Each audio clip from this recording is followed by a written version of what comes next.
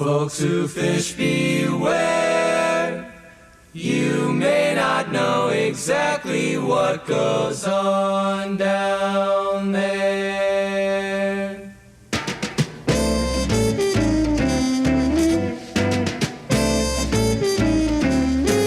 I'm a fisherman who has got the knack, but I gave it all up today. Why, James? 'Cause I felt so sad when I caught a shad who had these words to say. Hello.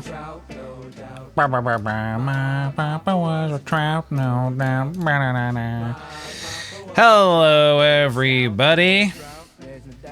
Where are my trouts at in the chat? Huh? Where are all the trouts? My mama was a bass with class. My mama was a bass, she surpassed any bass. Hello, everybody. Welcome on in. Welcome to the stream. We are live. It is Monday. I just had a mild heart attack because I saw someone in the chat say it was Wednesday, and I was like, is it? Is it? Genuinely could not for the life of me work out if it was Monday or Wednesday. It's Monday, right? It is Monday. Anyway, welcome on out, everybody. Welcome on to the stream. It's Friday, what do you mean? Don't do that, please. I have an easily confusable brain. Please do not do that. My brain is very confusable.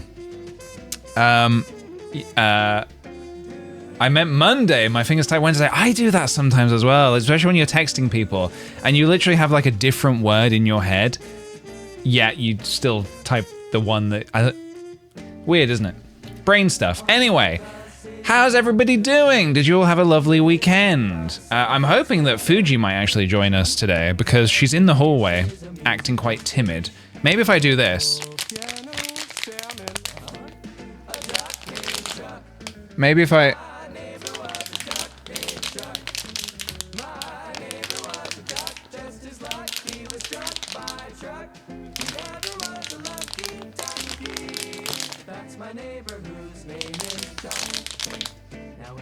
Fuji, do you want a treat?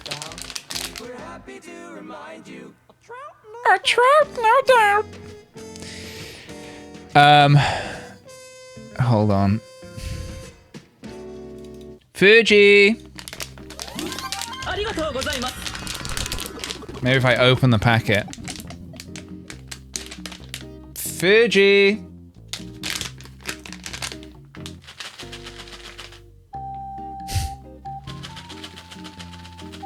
I swear, she was in the hallway just before I began. Fuji! Fuji, do you want a treat? Are you kidding me? Fuji. When have you ever turned down a treat? Okay. Well, look, she might turn up. She might not. We'll see. Guys, I'm going to say thank you to the Sweet Potato Subbies. Thank you, Song for Saturday, for the 67 months. Welcome back to you. The Anxious Kiwi, thank you very much for the 26 months. 26 patats scoffed, as per the ancient texts. Thank you very much as well. Welcome on in. Kiwi Human Fruit, different kind of kiwi. Thank you for the 27 months. Waza, lovely people. Waza to you too. Your line art video the other day was so cool. My line art video, which one was that? Oh, Lino, the Lino, yes, thank you. Yeah, I enjoyed making that video a lot. Thank you for watching it. Walnuts, thank you for the 11 months. Happy Meatball Monday. That is right, because it is indeed Monday. We've all established it is definitely Monday. Right? Generic name tag, thanks for the follow. Black Pantaloon, thank you for the 56 months. A sub, no doubt, thank you very much. I only just realized what a pantaloon is as well, so now we know. Space Princess, thank you for the 22-month resub. Can't stay long morning, everyone. Got to head to work. Well, you have a lovely day, okay? You have a lovely day. Might be Monday, might be Thursday. Who knows? It could literally be anything. Princess Tay, thank you very much for the 38 months. Lady Paprika, thank you for the 22-month resub. Been so long already, I would like to introduce you to the newest member of the Sweet Potato community, my 3-month-old Phoenix. Oh, lovely. Congratulations on your 3-month-old daughter, Phoenix. Sorry, I missed the word daughter there, so it made it sound like you have a 3-month-old Phoenix, which I don't think are real creatures. Congratulations on the baby daughter, Patat. And the Anxious Kiwi, thank you very much for the gifted sub. Patat shower didn't work that time. It's honestly, there's no rhyme or reason. We don't know why things go the way they do. Oh, you know what? It's because there's a button I didn't press. I have to still fix that at some point. I haven't got around to it. Yeah, I forgot to turn on this thing that makes it all work. Let me quickly put that on. And then we're going to talk about everybody's weekends. So if you've got some funny anecdotes, get them ready. Okay. That should be working now, I think. So for example, if you did like... I'll just try something. Test? Okay, yep, all right. We're in business. Classic Sophie, thank you for the classic 9-month sub. Back for another resub. Thank you for the lovely stream, Sweetie. Thank you so much. Thanks, welcome on in. All right, it is Monday. I last streamed on Thursday last week, actually. Yeah, I don't know what it was. I had like sort of more plans for the stream. I wanted to do more stuff on Thursday. And I kind of had one of those moments. Do you guys ever have this where you like suddenly, you can just be anywhere for any reason, and suddenly you're like, oh, I need to like go, I need to be somewhere else like immediately. And I kind of had that. I was like, I don't know what it was. Well, no, I think I know what it was. I've been in the house quite a bit recently. I've not really been out and about, and I think I was craving a bit of needing to be outside, and it just struck me at kind of the well, the worst time it could have, really, because I was literally streaming. So I was just like, I need to end the stream and go outside. So I did. I went down to the beach. I took a walk on the beach. I laid down on the beach for a bit and just closed my eyes, and it was lovely. Yeah. So sorry about that on Thursday, but I hope everybody had a lovely weekend. Did anybody get up to anything particularly lovely and exciting? Southern cabin fever. Yeah, for sure. Yeah, I just kind of get that sometimes. Like I said, need to leave the house a bit more. Just got back for a ski trip to Italy. Oh, lovely. That sounds awesome. Cleaning and played Breath of the Wild. Hell yeah, dude. Got my second UK visa approved, so I can stay for another 2 years. Congratulations, Monster Shop. Sorry, I thought your name was Monster Slop. Thank you, Monster Shop. Well done, Monster Shop. Got sunburn. Oh, I'm sorry about that. I did some yard work on the weekend as well. No sunburn, thankfully. I don't think it was sunny enough for that. Had a quarter-life crisis, so naturally, I got on a plane to go to Porto.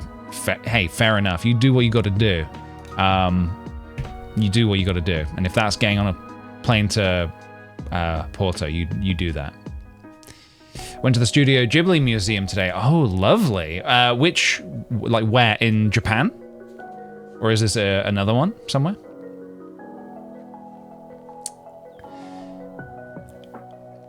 I have Protonopia, and your shirt looks white and red today.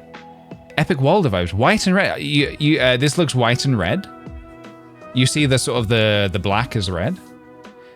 Forgive me, I'm not actually sure what Protonopia is. I don't think I'm even saying that right. It could also be the glasses making me look like Wally as well. Planted a bunch of flowers and herbs, got my nails done, did my taxes, baked some muffins, super productive weekend. That does sound super productive. That sounds excellent. Yeah, I did a very big garden like clean, like because we've been getting a lot of work done recently, like the garden, like all the patio and everything's gotten so like mucky and grimy. Got the power washer out. I've been training for this in Power Wash Simulator and now did it in real life. Got it all clean, nice and clean for the summer, so we can have lots of nice little garden patio barbecue type of stuff with friends, and it's gonna be nice and clean for that. So yeah, just that was very productive. What else did I do? I definitely did some other stuff as well on the weekend. Where do we begin? Oh, of course. Well, so Friday. Oh yeah, and also I was like, oh, I might stream on. I was thinking I might stream on Friday last week, and I'm so glad I didn't because I was like feeling so like off, like all day. I was like, my eyes were like hurting. Like my eyes were in pain. Like the ball of the eye was like aching. And I kept like rubbing my eyes, and it was like I had to keep laying down, and so I don't know what it was. I don't know if I had like a 24-hour weird thing or something. I don't know. But I thankfully feel a lot better now. I don't think it was hay fever. I think it was like, I don't know. Honestly, I don't know what it was, but it was a little bit like migraine-y, a little bit of, yeah, I don't know. But whatever it was, I was like, oh, well, I'm glad that I didn't try to commit to streaming today because that would not have happened. It was fun. I just took Friday to chill, which was needed. Yeah. Then Saturday, I went to London on Saturday, which was very fun. I've made a bunch of new friends recently in the Magic the Gathering community, and they did an event. I mentioned this a little while ago, but well, maybe like last month I think it was. There are these really lovely guys that have this YouTube channel called Mana-splaining, as in like mana, like magic, not mansplaining. Anyway, they invited me to like play Magic on their channel, so I did a video with them.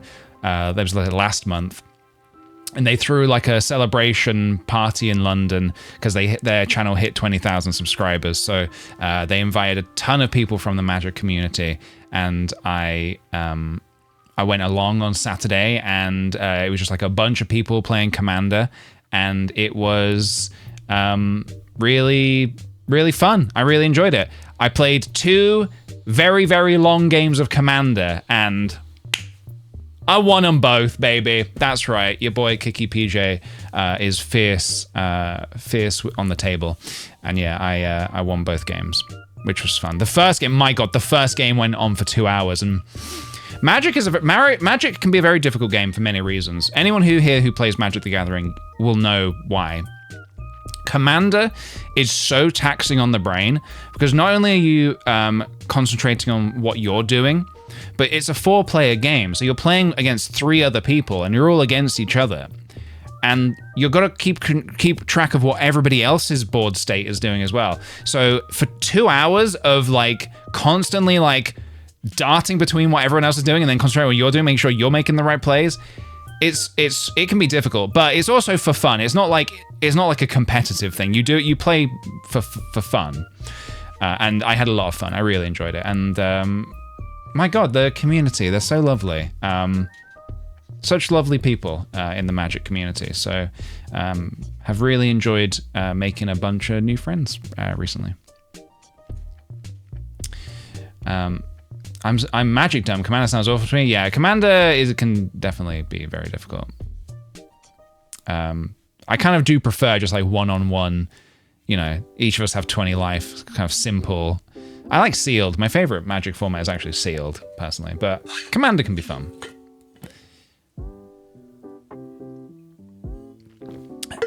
My name isn't Amy asks, I'm trying to beat the final boss of Hollow Knight, and I'm not a god gamer like you, PJ. Please, do you have any tips? So when you say the final boss, do you mean are you fighting Hollow Knight? Are you fighting the Hollow Knight? So I guess the tip I would give is to make sure that the charms you're wearing are like, they work well together and that you're comfortable with them. So I personally just like the charms that kind of make me as like aggressive as possible. But also particularly for the Hollow Knight, the charm that the Radiance. Okay, okay, so you're doing the Radiance. Okay.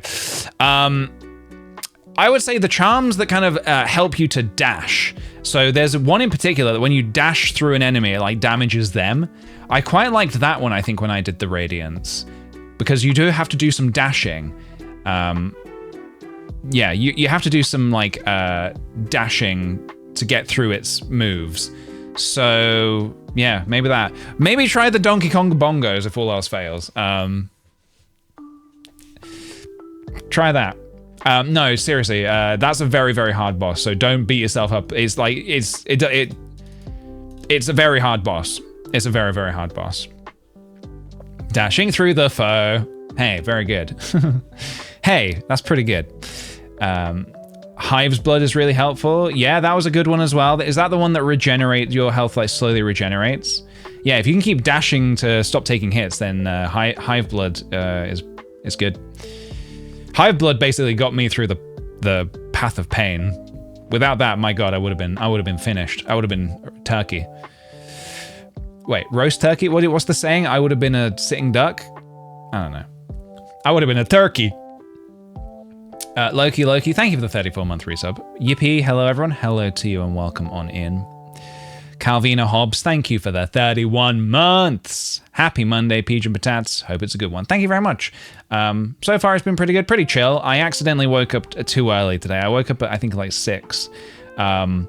So I don't normally, well, I don't even think I fully napped, but I laid down with the intention of napping this afternoon. I put a timer on my phone for like 30 minutes. I was like, okay, in 30 minutes, I will be alive again. But yeah, I don't think I actually slept. Will you try Pokopia? No, I'm gonna give Pokopia a miss, I think. I don't think it's my kind of thing. I'm just not a big fan of Pokemon, honestly. I don't really like Pokemon. In fact, just looking at a Pokemon makes me just break out in a rash. So I do not want to see any Pokemon. Thank you very much. Yeah. Cocky little freak! How is that cocky? Heather's my snail. Thank you very much for the 44 months. Oh my God. Loving the art vibes recently. I hope everyone is having a great week. Thank you very much. Yeah, I think it's like hilarious that I can go like months and months and months of like completely shelving the Pokemon watercolors. And then all it takes is for me to like do just one painting on like a Patreon stream. And then I'm like, I'm back in fully 100%. I don't know. Maybe I'm fickle. Maybe my brain is just like that. But you know, it's kind of like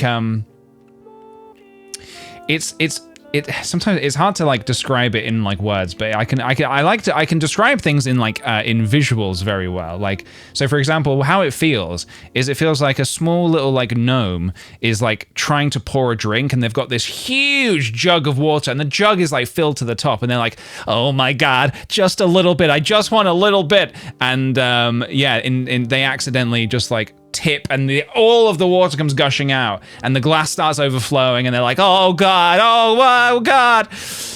That's how it feels to have just done a little bit of watercolor. I was like, right, all in. Oh my God. Right, now we go all in. Yeah. Aduta, thank you for the 4-month resub. Welcome back to you, Aduta.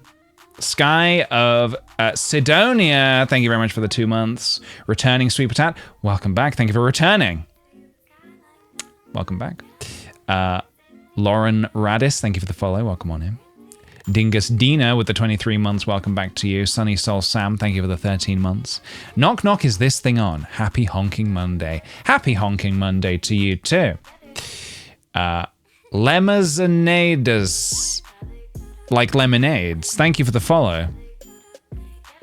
Okay, guys, we'll do the Wordle and then we'll continue. I'd like to hear more about what you guys got up to this weekend. I'm going to put the prediction live. If you would like to predict on the Wordle, get them in now, okay? Get the predictions in now. I'm going to do the Wordle and you guys are going to predict if I'm going to get it in 1, 2, 3, 4, 5 6 or 7. Or 7 being failure. Get your predickies in now. I'm gonna slurp some water.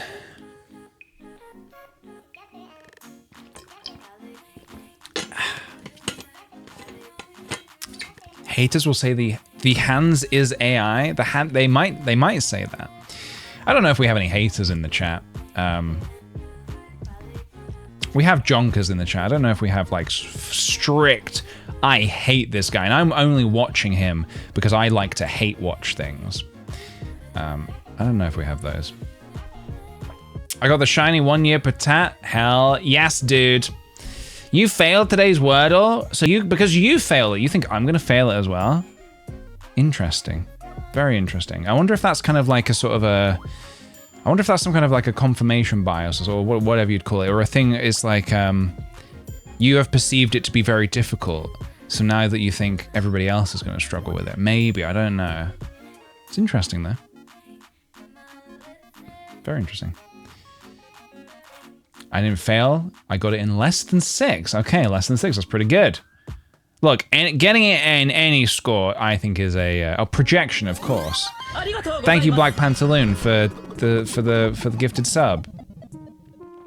And throwing a bunch of sweet potatoes at me in the process. It's all good. Don't forget to turn back on hard mode. Yeah, I don't even remember why I turned hard mode off in the first place. If anybody remembers, if anybody remembers, just please tell me. Any revealed hints must also, yeah. Why is that hard mode? Oh no, wait, is this hard mode on or off? Wait, does this mean on or off? What's this? Ah! Jesus fucking Christ. It's a good job I'm not a vampire. That would have burned my flesh off.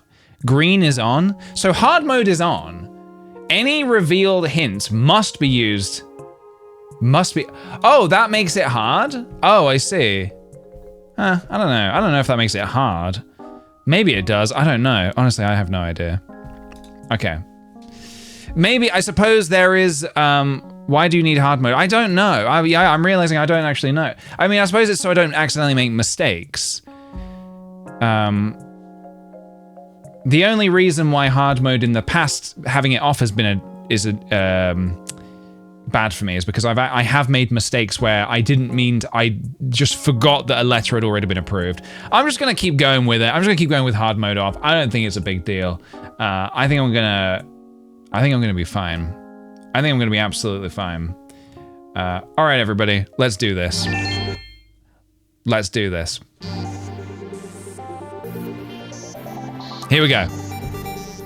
No spoilers in the chat, please, and thank you. Is there multiple pieces of music playing? Of course there is. I was so confused. I was like, why does it sound like there's this song, there's multiple songs? There were multiple songs. All right, here we go. Fuck! Okay, this is fine.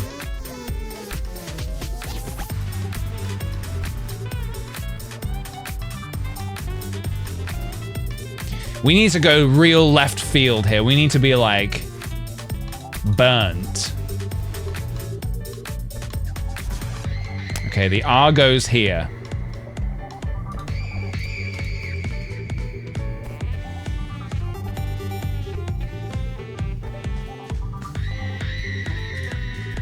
Pervy. No, it can't be pervy.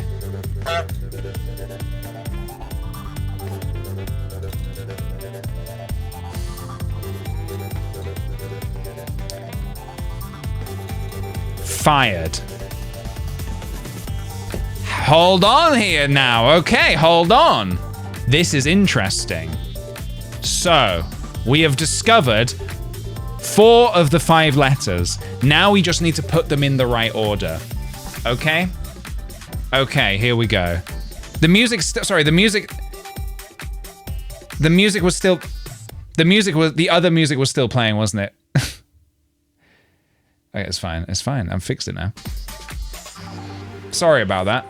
Triple music? Wait, is there triple music?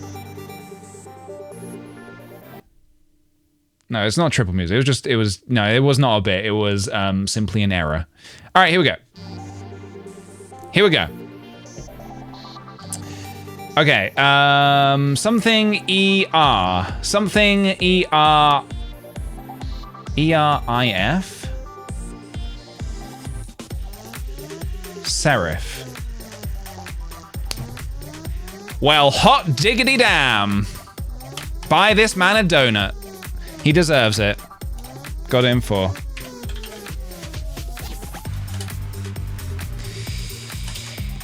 I actually didn't get today's Wordle, so I don't think PJ will get it either.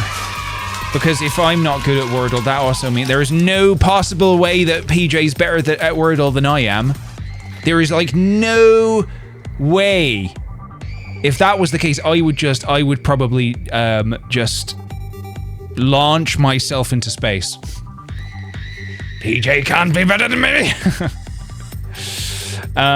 Okay, there we go. 4. I'll take it.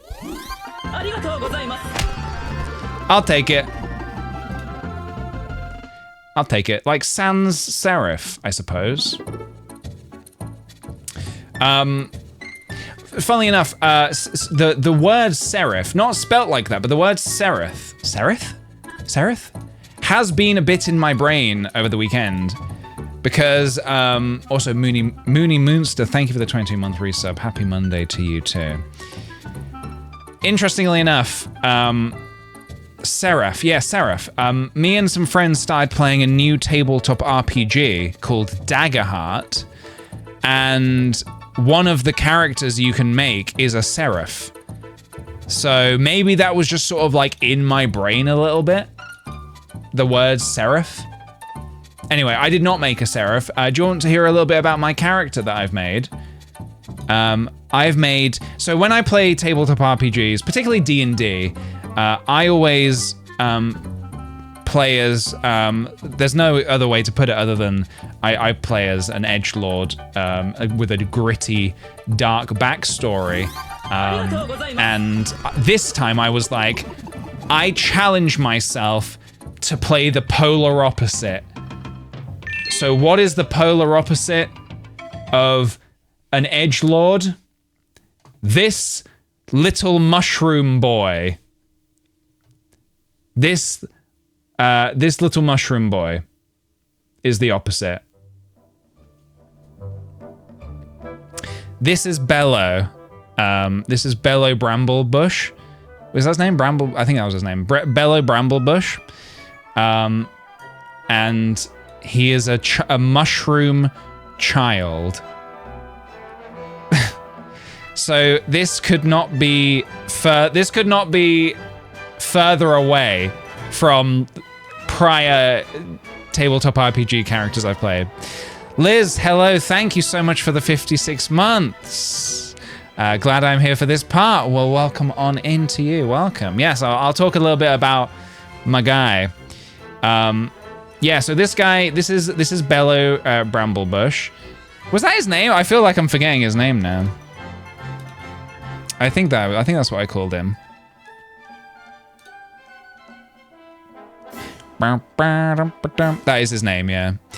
Bello also. So when I was trying to think of a name, I did want to do something a bit mushroomy, and I did want to do something a little bit mushroomy, and I thought, oh, Gus is a little bit too on the nose, Gus. And then I was like looking through all the different types of mushrooms. I was like, Taki? Like shiitake? Maybe that maybe doesn't work as much as a name. I liked Bello because it was like portobello mushroom. So I went with that.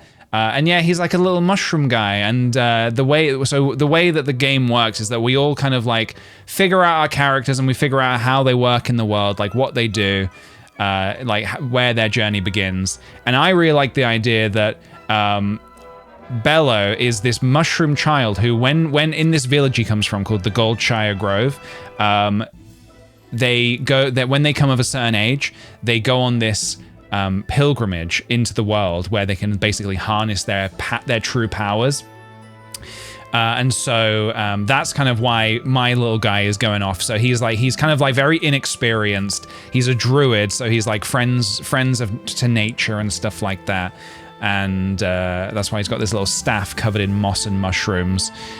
And yeah, he's going to be quite like he's kind of the way. So this the vibe of the tabletop RPG we're doing is kind of very Zelda-like. It's very Zelda-inspired. So I guess my guy is kind of like his race is called Fungril, and they are mushroom people, which is fun. But I kind of see my guy as a bit of like a Link, like maybe like an young Link or Toon Link, maybe from like. Oh, speaking of which, hello, Confundo Christie. So that little sound effect is from Zelda: The Wind Waker. Welcome on in. I was just talking about this little mushroom boy who is my my new character from a tabletop RPG that me and my friends have just begun. Link is an edgelord, but not Toon Link from The Wind Waker. So yeah, I kind of sort of lent into a bit of a Wind Waker-y type of Link sort of character. Maybe a little bit of Greg from Over the Garden Wall, where he's quite just like optimistic about the world, and he's like eager. He's just like curious and a bit mischievous, and he's like eager and like, yeah. So yeah, that's the guy. And I think he's like 10 years old. So again, I wanted to really challenge myself to play a character that was not just like, I have a dark backstory. You won't believe it. So I was like, okay, I need to. Oh, the music's a little loud. I'll turn it down a little bit. You know what? It's probably just this song. Who knows? I'm gonna put the other music back on. But yeah, so I drew him like that this morning. I've just been doodling him up, and yeah, very excited to keep playing. We've got Cheyenne is the. Cheyenne is the games master for this. We've got Cheyenne's partner Aries, who is playing a sort of a. They're called in this because it's a different game. It's not D&D. They're called clanks basically, and they're kind of like or I guess like automaton type of creatures, basically like a robot. So Aries is kind of playing as like a robotic, that's been like sort of. Broken down and patched back up using like wood and bark and stuff like that. They've got mushrooms growing out of him.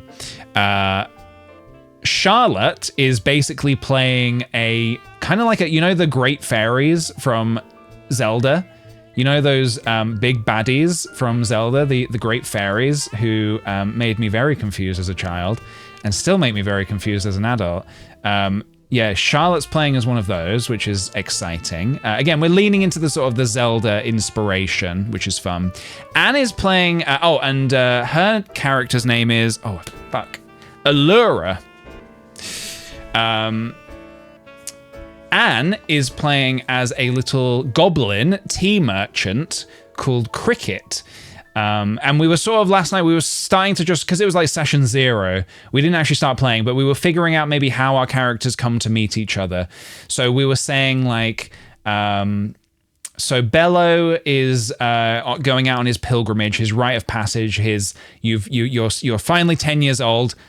Good luck. But then the idea is that the mushroom children are thrust out into the big scary world to sort of harness their powers, kind of like a trial by fire kind of thing. They're sent out to become their best, strongest selves in the hope that one day they will return back to the village.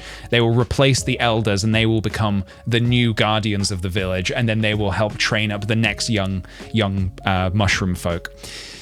So yeah, Bello's going out on his little pilgrimage, escorted by Sarin, I think their name was. So Ares' robotic character is kind of like been living in the village as well for a bit of a little while. Then I think the idea is that we meet Anne's tea merchant, this goblin tea merchant, who we were thinking maybe like she's getting like robbed, and like we basically save her from these robbers, and then that's why and then we have some of the tea, we love it, we get along just fine, so then we like start traveling together from there. And then the idea is the first stop, the village elders said to me that you should seek out Allura, the great fairy, in the great fairy's grotto first. So that's why we're going to go find Charlotte's character. However, I think the idea being, you know how in Zelda, you know how when Link goes to find the Great Fairies to receive powers and boons? So I like the idea that my character is on the way to go see this Great Fairy to be like, okay, I'm going to get my first little ability, my first power. However, so Charlotte's playing this demigod fairy, and we were like, maybe she's been nerfed a bit, and she can't actually give me the power right now because it's like, oh, I've been like, something's gone wrong with nature and I've lost some of my powers. So I'm not able to help you right now, but I will tag along with you, and as soon as I'm able to, I will grant you the power. So we're going to be helping each other. It's kind of just the loose thread as to why we're together, which is really fun.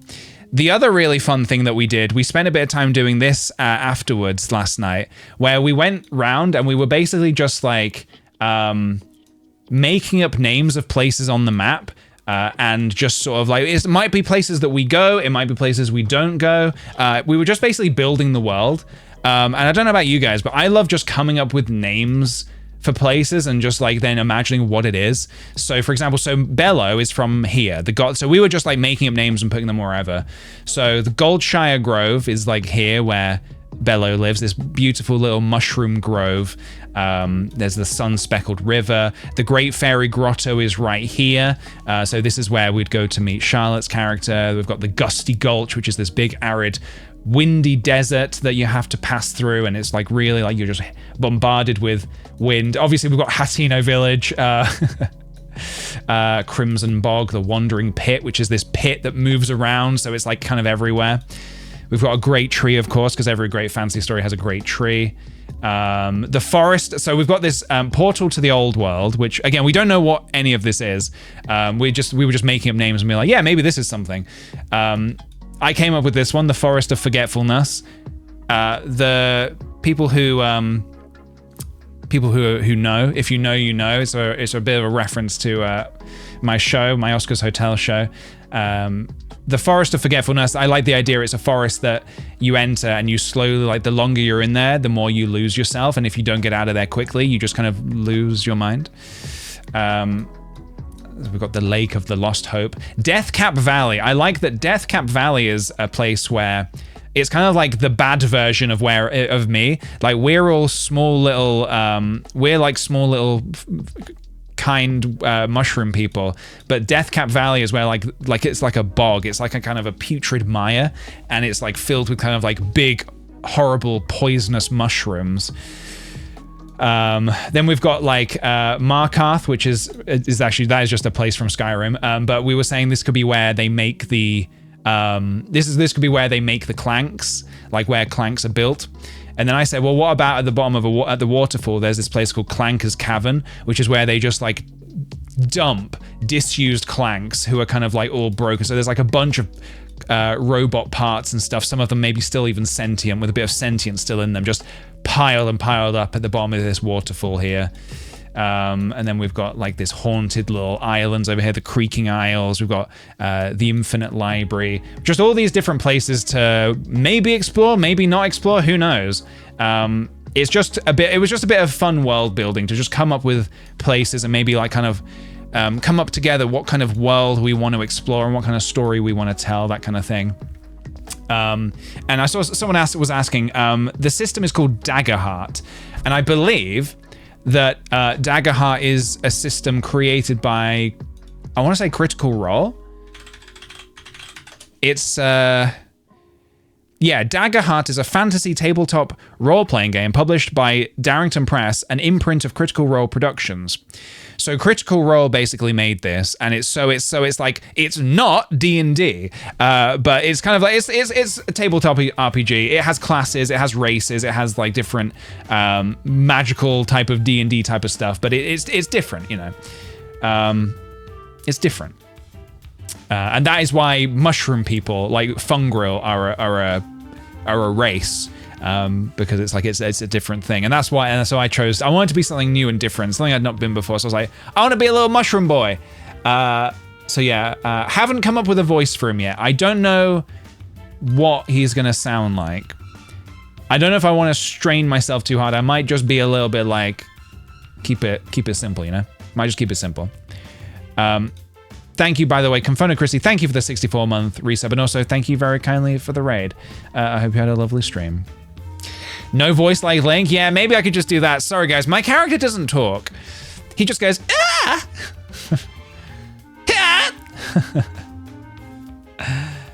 PJ finally verified my account after years just to be able to say hi. Hello. Was there anything else you wanted to say, or was it just hi? This reminded me of something. Have you ever heard of The Quiet Year? It's kind of a tabletop RPG where you basically go through prompts from cards to create your own world and history from it. Could be a really cool setting for future worlds of campaigns. I've never even heard of that before. You say it was called Quiet Year? I haven't heard of that, but that concept sounds really interesting, so I would love to check that out. Thanks for the recommendation. Soy Likes Gaming, thank you very much for the 4-month resub. Your Stardew Valley VODs, have been getting me through a long study sessions for my Japanese exams. Thank you for that. Well, thank you for watching. I'm sorry that I maybe couldn't... I don't talk much Japanese in those VODs, but hopefully, you know, just having a bit of background noise helps with the studies. I wish I did. I wish I could speak Japanese. That'd be awesome. What's up, PJ? I've been watching for a very long time, but I've only just verified my Twitch account. I'm very excited to start chatting now. Hello, Vegemite Addict. Welcome on in. I don't know if I'm being pranked right now. Has anyone else just verified their Twitch account? I feel like I'm being. I feel like I'm on a TV show. Where are the cameras? Wait a minute.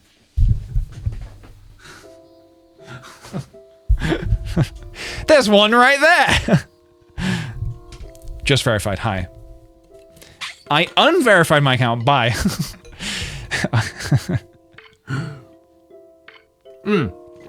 I tell you what, actually. I tell you what, I did start watching the other day. We started watching the new series of Jury Duty. It's called Jury Duty, oh, fuck, what was it called?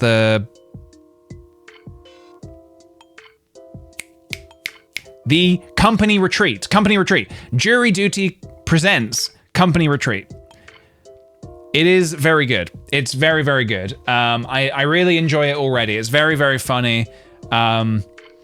Yeah, I'd recommend it. I think so far it's been like, when I first watched Jury Duty, it killed me. It was constantly like, I couldn't believe this was happening. With this one, because I know sort of roughly what to expect, it's like, okay, so it's like a setup, one guy's not in on it, he thinks it's real, ridiculousness is going to ensue. It's not that that's making it less funny, but I kind of have an idea of like, okay, well, there's going to be some awkwardness, he's going to be challenged, but nevertheless, it is very, very good. I really enjoy it. Yeah, I like Anthony a lot. The guy that they've got who's kind of like not in on the bit, he seems like he's a good sport. He's also like, he has a kind heart, and I look forward to seeing how that all plays out. Yeah. I recognize the CEO's son from Kevin Can Fuck Himself right away. Oh, I have not seen that before. Interesting that he's in that. So I recognized Lisa Gilroy. So again, I would love to be on a Jury Duty show where I'm like part of something wacky, but I've not been told that I'm in on, you know, you're doing basically. I would love to play the role of basically Anthony, but I think I'm too suspicious and skeptical, and would probably, and also, yeah, I recognized Lisa Gilroy. And in the series 1, I recognized, like, there's this guy who comes in to unclog a toilet that James Marsden, like, clogs up. And the guy who comes in, who's the plumber, I've seen him in, like, Tim Robinson sketches. So it's like, again, like, imagine going through all that effort to make the camp director was in Pluribus. Oh, interesting. I did not get that. Really? Interesting. I did not get that, actually. And I have seen Pluribus. Yeah, I like Lisa Gilroy a lot. She's very, very funny.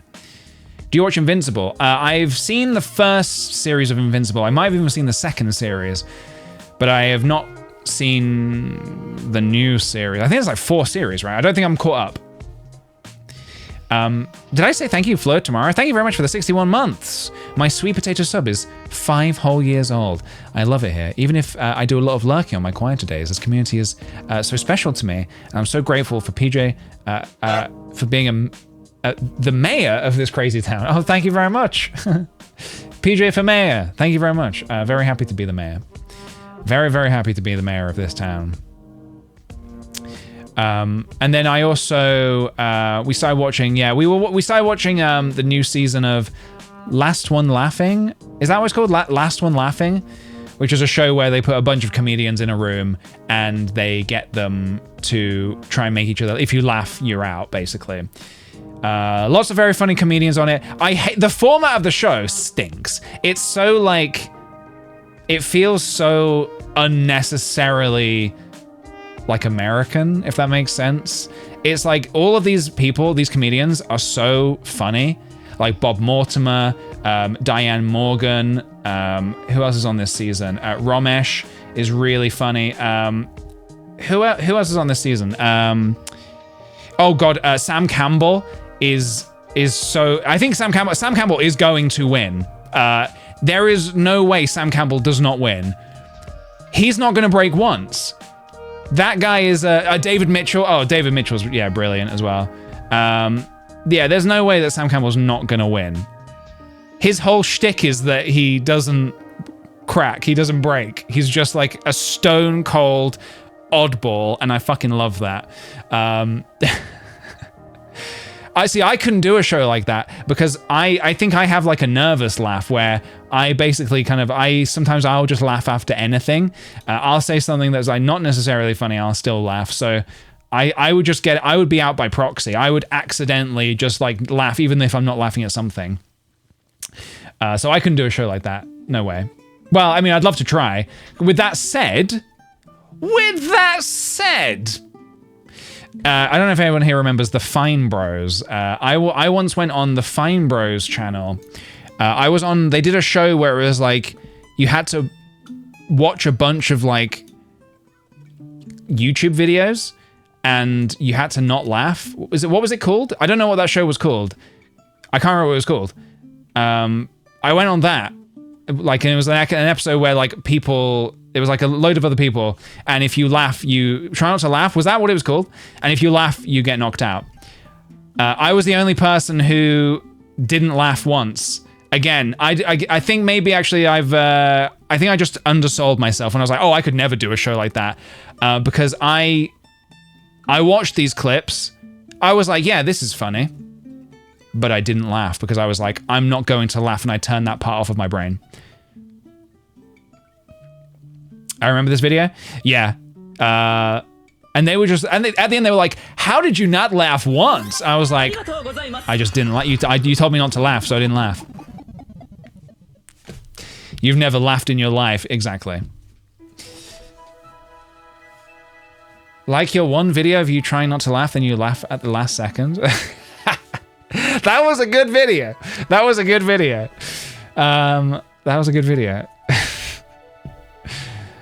I'm kind of operating at a higher level, precisely.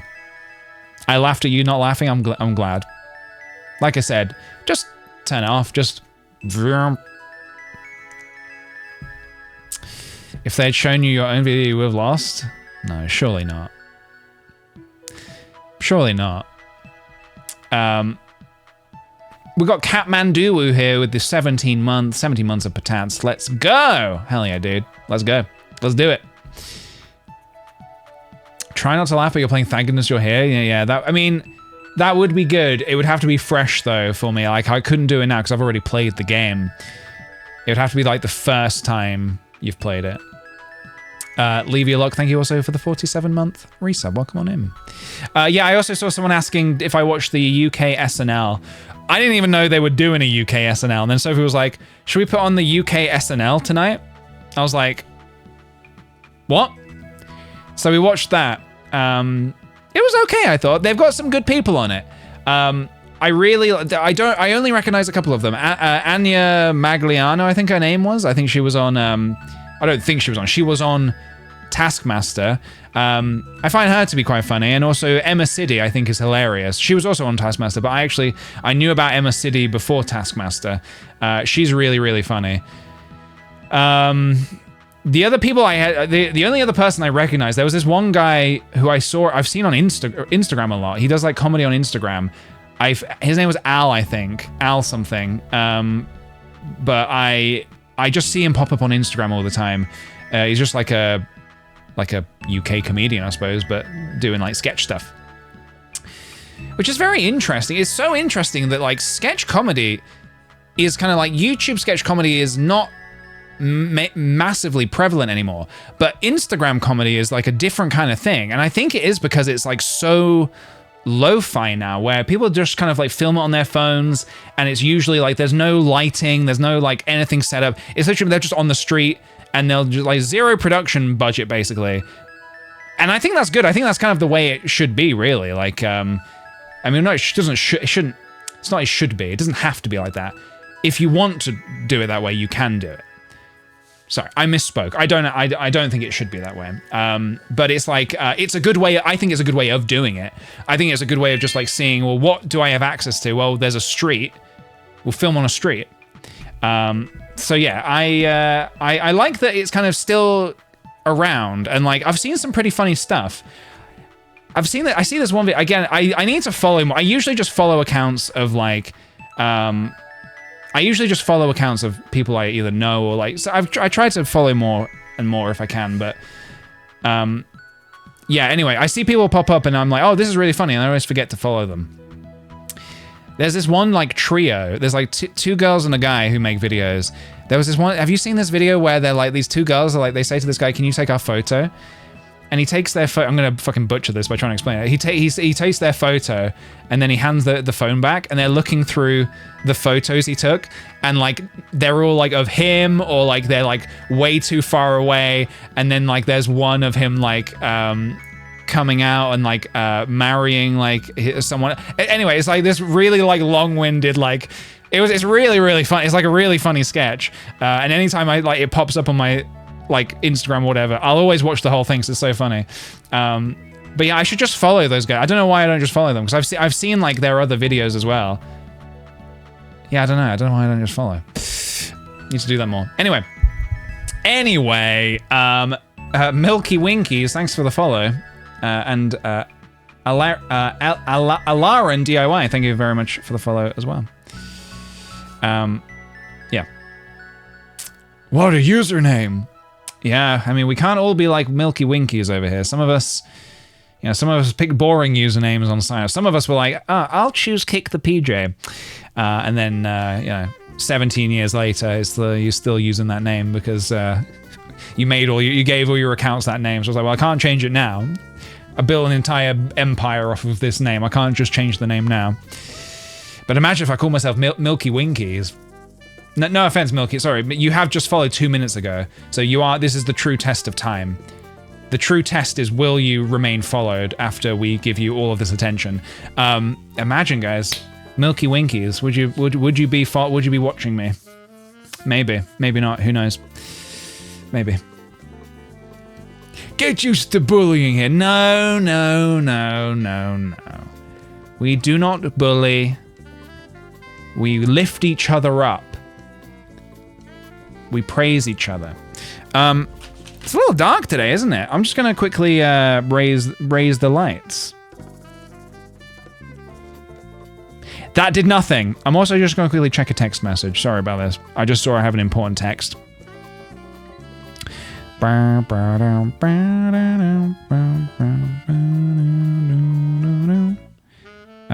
right, we're good. We're good. But Fuji never came in, did she? Fuji! Let me check she's in. Let me check she's actually in. Fuji! I might be calling to an empty house. Oh, she's inside. Fuji! Fuji! Fuji, treats! Oh, they're falling on the... Well, if she does come in, they're falling on the floor. I shook the bag too hard.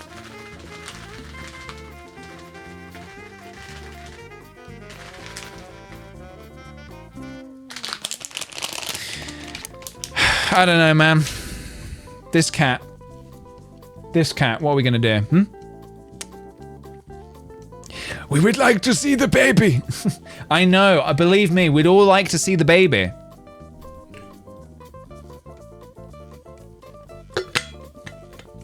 I thought I saw her. I thought I saw her. She might be catnapping? Yeah, well, maybe. I don't know.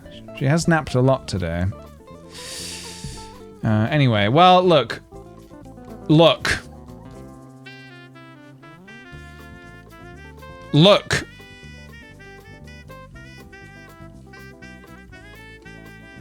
Are you looking? Watch. Watch. Watch. How's that possible?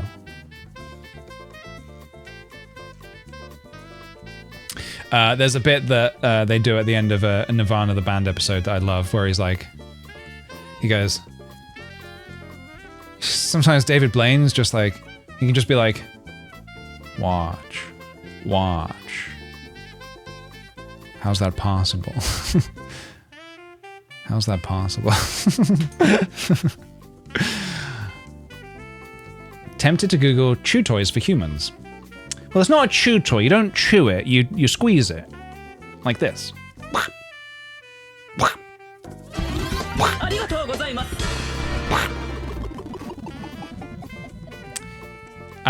Swamp Goblin, thank you for the 12 months. Watch. How's that possible? Can I squeeze it in my mouth?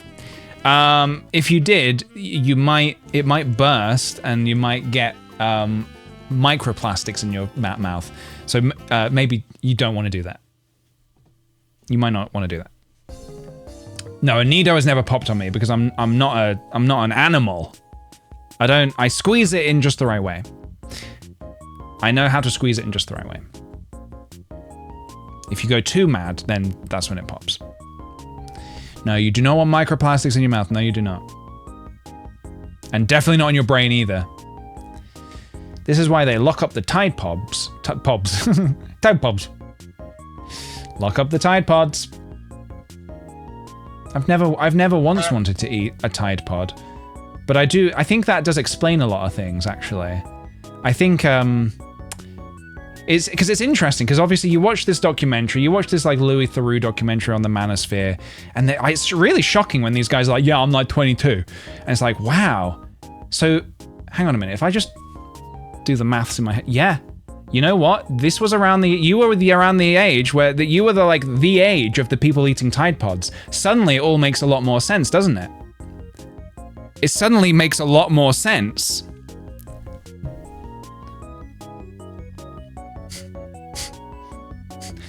Wow, so yeah, 22? You're an idiot. Basically, yeah. No, everything falls into place. It just makes a lot more sense. You might be onto something. I might be. I'm 22 and I feel quite unaccomplished. You don't need to have accomplished anything at 22. It's fine. If you haven't accomplished anything by 23, though, you do get launched into the sea without armbands or a float. Peaches on something. Let's just say I'm onto something. Let's just say I'm figuring something out. Let's just say that I am infiltrating the manosphere from the inside. I've already started working on my disguise name. Chad Muckfucks a lot. That's going to be both my, I'm going to say that's my real name, but also is going to be my my like internet handle. So with this name at my disposal, I will infiltrate and I will dismantle from the inside. From the inside.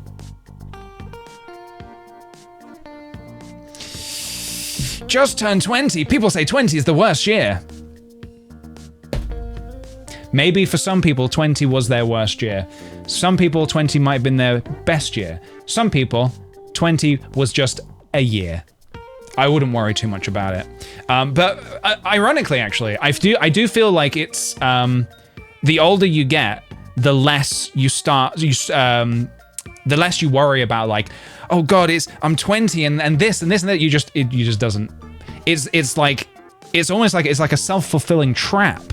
It's like the whole thing about being that age is like, your brain can be full of those worries. Not definitely are, but it can be. But then you'll get a little older and you'll be like, what was I worried about? What was I thinking? So just keep going, man. Just keep going. Your brain isn't developed till 25, so don't worry. Yeah, you're basically still a little baby. You go from being a little baby to full adult in the space of a year. 30 is when you die? Maybe, yeah. In which case, I'm on borrowed time. Cooper, thank you so much for the 24 months, 1 year. Welcome on in. Thank you so much. Did I say 1 year? No, 2 years. 1 year, wait, you said 1 year. You've been subscribed for 2 years, my guy. 24 months, 1 year. Cooper, thank you so much. My follow-up question is, have you ever eaten a Tide Pod? Fuji? I heard scratching. Fuji? I'm gonna check on this. The Fuji situation. This Fuji situation is out of control. Hang on, where's my little button? I thought I had a button for this. Oh, did I never do that? Put this back? Oh, I never. Okay, that's fine. I'm gonna check out the Fuji. 1 second.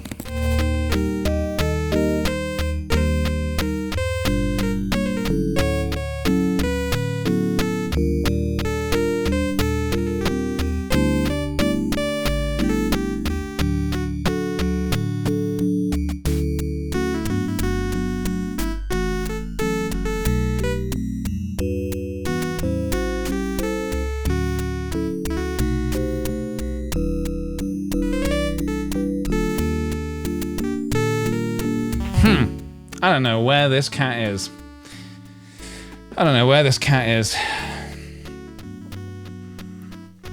Peter's trying to avoid the question. What question? I'll answer any question. I'm not afraid of a question. You think I'm afraid of a question? I ain't afraid of no questions.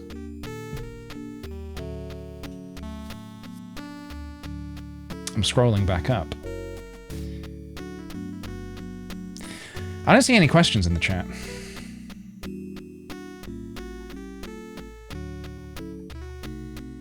Have you seen The Pit? What, is that the question I'm supposed to be afraid of? Oh, don't ask me that. We tried to watch it the other night, but we couldn't find it anywhere, so... So no. But we had the intention of watching it. HBO? Ah, that'll be it then. I do not have access to HBO. So maybe, yeah. Maybe if I do get access, I will watch it. Maybe. All right, guys. Enough of this talking about Pit, okay? I don't want to watch The Pit starring Brad Pitt. I want to paint some Pokémon. There's a lot of P's going on there. So I'm going to do a little bit of painting, as we have been doing. We have been painting Pokémon, for anyone who has not been with us. We have been filling up this book here. We did these last week, which are quite lovely. Very happy with these. We did this Pidgey, and then there's this Machop, and there's Hitmonlee. Very nice. And this book is basically full now, except this page here. So I think we should just paint this page. I'm not even going to put it to a vote. I'm going to paint this Lickitung and this Sandshrew, and this book will then be officially, literally, completely fucking complete. Sorry, I don't know why I swore there. It just kind of slipped out. It will be complete. The challenge will not be complete, but the book will be. Some of these are real winners. Some of these are real winners. Some not so much. Some are kind of losers. But that's okay. Can't have, there is no winners without losers. Write that down. Yeah, so I like the Gloom. Gloom's pretty good. This one, I don't know what went wrong here. I'm just unhappy with the Slowpoke. No, this is Slowbro. Is a third Pokemon going to join the bottom right? Probably not, no. So I have got so many Pokemon left to do, and I don't feel confident about like fitting one in here. So yeah, some of the pages are not, obviously, like, you know, if this was digital, I would love to just like go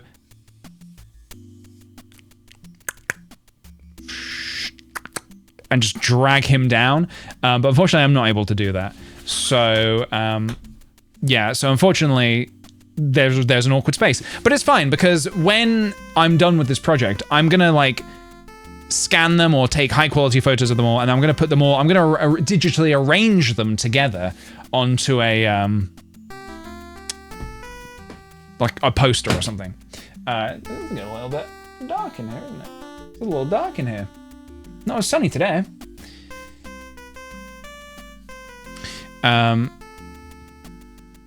Do you have Steelix? No, because we are doing Gen 1. If we ever do Gen 2, we will certainly do Steelix. Plooping, thank you for the 16 months of blessing us with your plooping. Is this for Pokemon 30 or are you for fun? Oh, it's just for fun, sorry. It is just for fun. It is just for fun. It was about maybe a year and a bit ago. I wanted to learn watercolors. I wanted to learn to watercolor, and I was like, what better way to do watercolors than to study the original Ken Sugimori. Also, I didn't clean my palette from last week. Sorry. The original Ken Sugimori watercolor Pokemon. What a great way that would be to learn the craft. And then it kind of got out of hand, and I was like, well, can't just do a few. Gotta paint them all. So, yeah, and now we're here. We've done 106 so far. So, you know, plenty more to go. But not really that many more. I need to get a good reference. Some of these references are not good. Let me show you what I'm working with here. Let me show you. This, not a good reference. Look how, like, this is not a good, like, scan of, like, the original. This is not a good, like, this is a bad reference. So I need to find like a better reference. Also, is this a bit dark? Would you like this to be a little brighter today?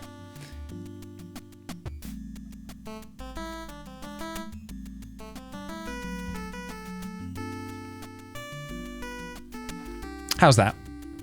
Little bit, as my friend Levi would say. Little bit. So yeah, I need to find a good reference for colors, but I don't think there literally is not one, which is kind of a bit wild. What the hell? Have we looked at this before? What's this? What am I looking at? What's this?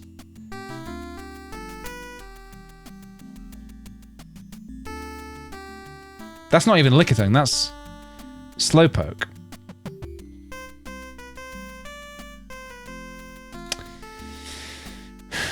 Don't know what that's all about.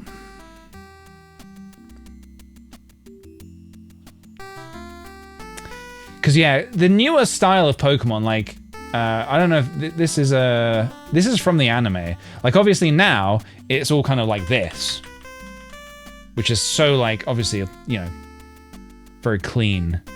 Not really the style that I'm going for. I'm going for the that watercolor kind of look.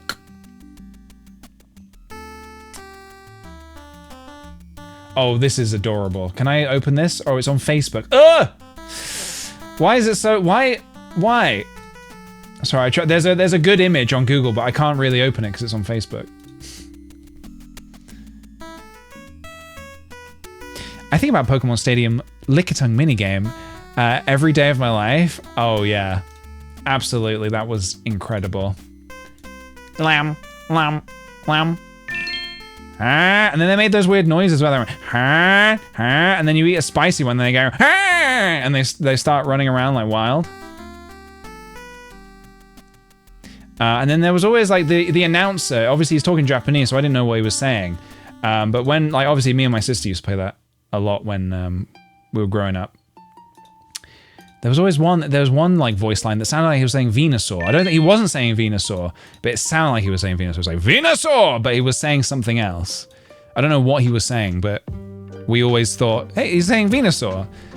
It wouldn't be. It does not make any sense to say that. But yeah, yeah. It did sound like Venus. Okay, good. I'm not alone then. I'm not alone. Midnight Live, thank you very much for the follow. And Heidi Posher, thanks for the follow. Welcome on in. Welcome. If you're just joining us, congratulations. You've just found me. I am going to do some painting now. And also, what is the time? So it's 4:15. So, in other very exciting news, I just got doors. Guys, I just got doors. I just got doors. PJ, what the heck are you talking about? What do you mean you just got doors? I mentioned that I have been I also have windows. Sorry, I have windows and I have doors.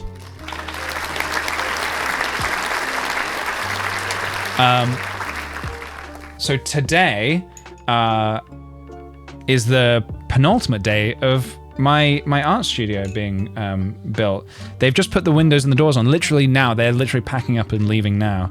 And then Wednesday, they're just plugging in all the electrics, and then it's good to go.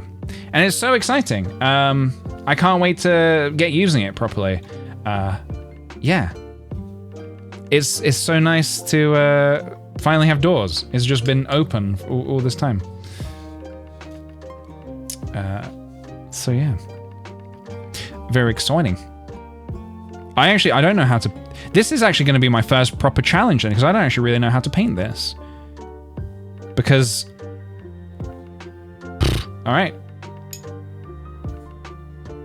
We're just gonna freeball it. We're freeballing. Start with the light, build it up. Will we get a tour once it's set up? Yeah, definitely. My aim is to do some art streams from within there. I think that'll be a lot of fun. We've intentionally put like Wi-Fi in there so I can stream from in there and put on some fun shows, but also a place where I can get messy and yeah, just make some freaking art, man. So I look forward to being able to do that. But yeah, there's not Fuji's new bedroom. No, unfortunately not. Will she go in there? Yes. Has she already been in there? Yes. She snuck in. Sneaking around. You're entering your true Neil Buchanan era. Well, we were saying, I can't remember if did I say this on the Patreon stream? I think I was saying, like, should I just unofficially bring back Art Attack without permission?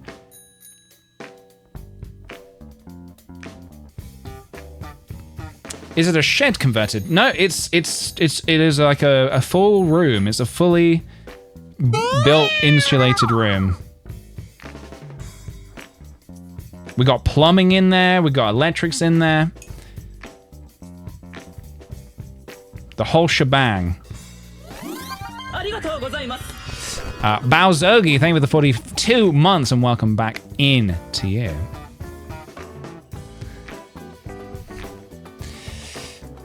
Eyes and Art Attack. No toilet. A sink, but no toilet. I had no need for a toilet. Also, in some circles, a sink is considered a toilet. Depends on how desperate you are, I suppose.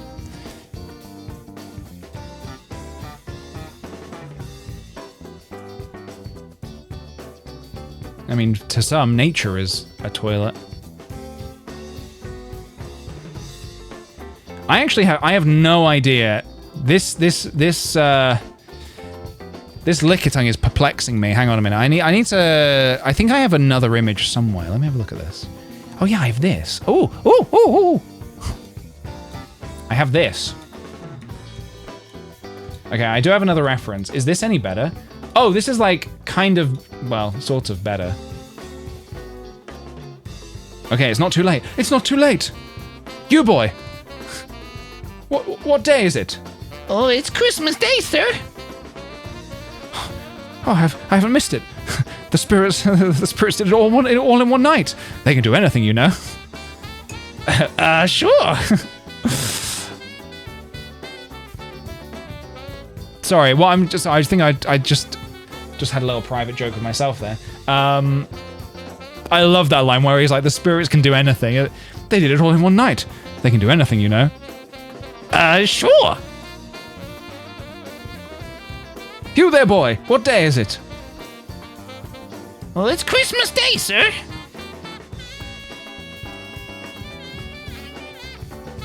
I like the bit earlier in the movie where Michael Caine throws a wreath at the rabbit.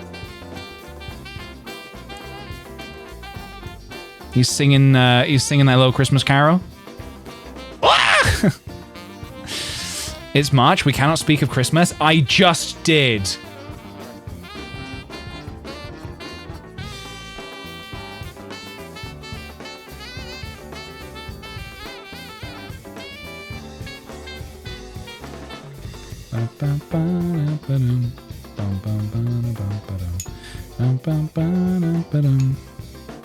I think about Muppets Christmas Carol all year round, yeah. Yeah, sometimes I will accidentally start going and I'll realize, whoops. Better not. Mixing up a little bit more pink here. It's quite a hot pink here. Or this is more baby pink, actually. This is baby pink. Baby pink. Also, you'll be thankful to know, well, maybe not thankful to know, you'll be interested to know, out of all these colors, the one that I've used the most, see if you can guess which one I've used the most. Take a guess. Go on, don't be shy. Which color have I used the most out of all of these?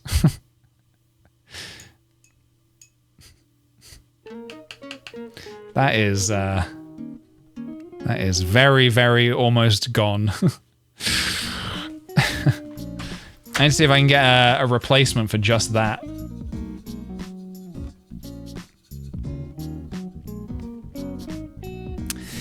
Is it puce? I don't think, no, this is baby pink.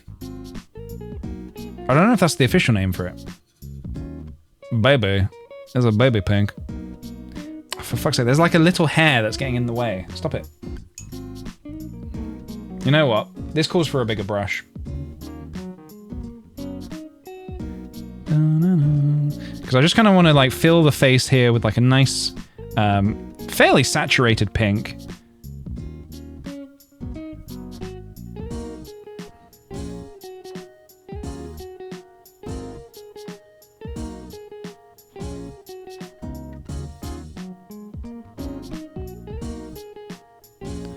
That kind of comes down around about here.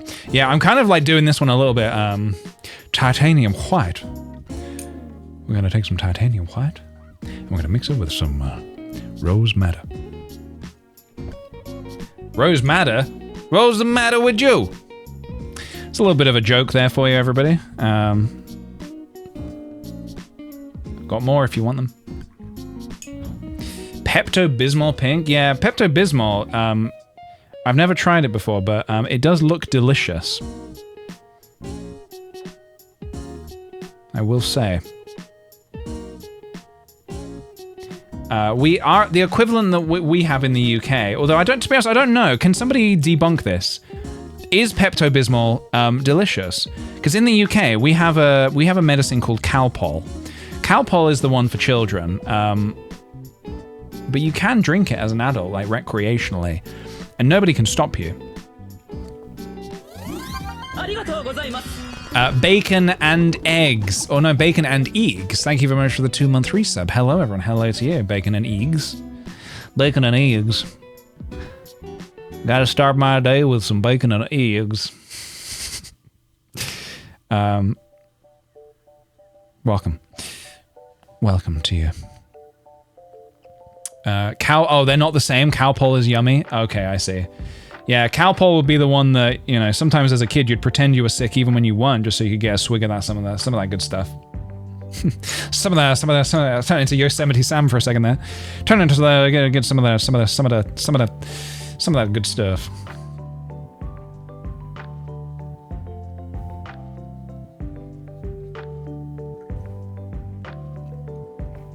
Gaviscon is pink. Oh, I've never had Gaviscon.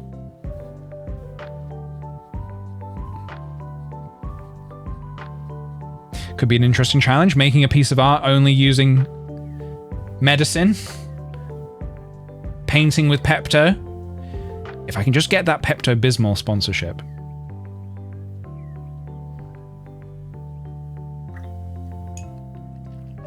Gaviscon is for people who have too much acidity, I think. A lot of coffee drinkers. I see. Oh, is coffee quite an acidic drink? Yeah, I don't, thankfully, for now, suffer with any kind of like weird kind of, I know that's weird, but like, you know, like the, what do they call it? The acid reflux and stuff like that. I've thankfully never dealt with anything like that.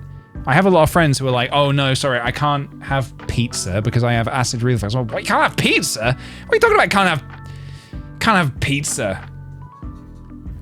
I was like, yeah, my acid reflux. I'm like, what? You got acid inside your body?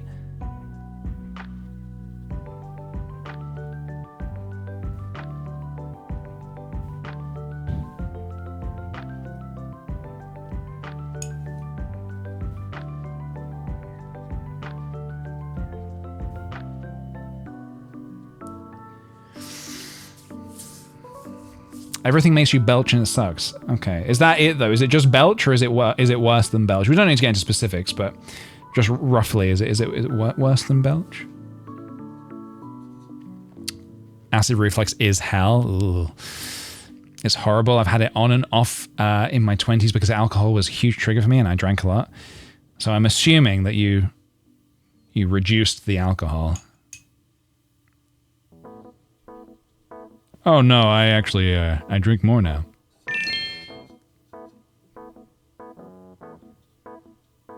I mean, look, you... Thank you for being PJ, red heart emoji, how's your Monday going? I was like, what the fuck is going on? Like, I don't even think I've ever heard that sound before on these streams. I don't even remember making a redeem that does that sound. And I was like, is this like the soundtrack to, have I just like died and like this is the soundtrack of me like going to heaven and like, well, assuming heaven, I don't know, am I also, I think I've been a good enough person, good enough. Anyway, besides the point. Aubrey Kitty, thank you ever so kindly for the 5,550 bits. That's so kind of you, dude. My Monday is going very well, thank you. Thank you ever so much for the bits. I thank you for making me remember that maybe a long time ago I made a sound alert that goes ba-dam, ba-dam, ba-dam, ba-dam, ba-dam, ba-dam, ba-dam, ba-dam. No, genuinely, for a second I was like, where's that sound coming from? And am I dying? And if so, I hope the stream at least stopped. I hope I like fell on the keyboard and hit stop streaming. Well, Aubrey Kitty, I hope you're having a lovely day.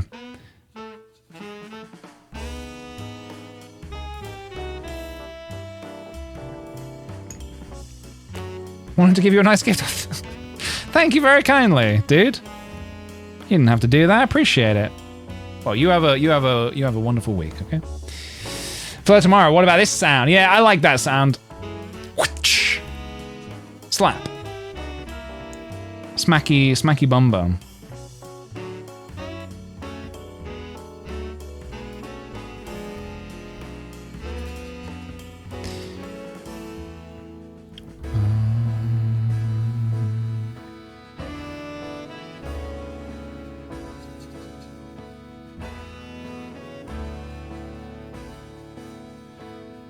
Just sort of blocking out the areas where I want the pink to be. And then I can go in and sort of saturate any areas that feel like they're not quite right. We'll also try and fix some of these areas that for some reason, they kind of dry a bit strangely. My goal at some point is an IRL, I Paint Burbs watercolor lesson. Because I have so many questions. And yeah, I could just ask these questions in a Discord message. But I think I learn a lot better when it's an in-person lesson. I want to be able to say, teacher, I need help. I've accidentally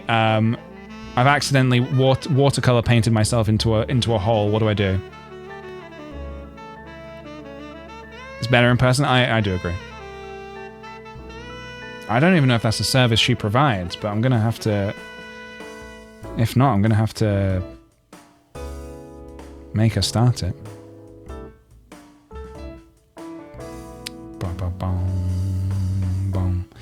Okay, this is feeling about right so far. Oh, the feet as well. Paint the feet. I might be getting a knock on the door in about 15 seconds, in which case I might have to be right back. I'll let you know. Thanks, Peter, for noticing the E in eggs. No streamer in eggs. No streamer ever does. Oh, believe me, I know a egg when I know the difference between an egg and an egg. Trust me. Bacon and eggs. The difference is the E. Right. What do I want to do to sort of make this a little darker here? Do I want to be careful? Maybe might add like a little bit of yellow or something. I might go a little crazy here. Nope, no I'm not, because that is just going to be orange. Gint eggs. Gint eggs.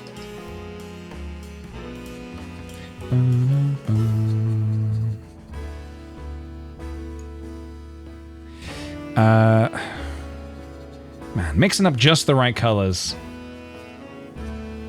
can be very difficult. I'm almost certain I'm kind of colorblind as well. Only at least a little bit. I always see those you know, those, what do you call them? The colorblind tests, where it's like a load of dots, and you have to see you later, Aubrey Kitty. Take care. Have a good one.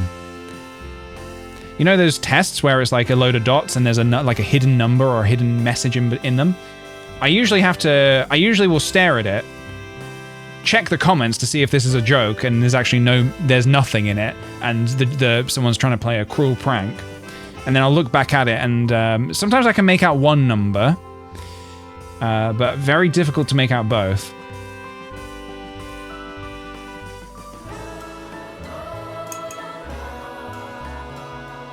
Oh, and they also make people nervous because of screamer pranks. Oh my god, yeah, I've not seen a screamer prank in a long time, but I guess I'm glad that I haven't, because they genuinely suck. I literally remember my first ever screamer prank. I was on MSN, and this girl I knew from school, she was like older than me, and she sent me one. It was the one with the car, and if you know, you know. It was the one with the car driving in the distance in the valley. And she was like, you have to watch this. I was like, okay. And I was watching it, and I was like, okay, so what's gonna happen? And then, then I found out what happened. That fucked me up. That genuinely, I felt so betrayed. I was like, why did you send that to me?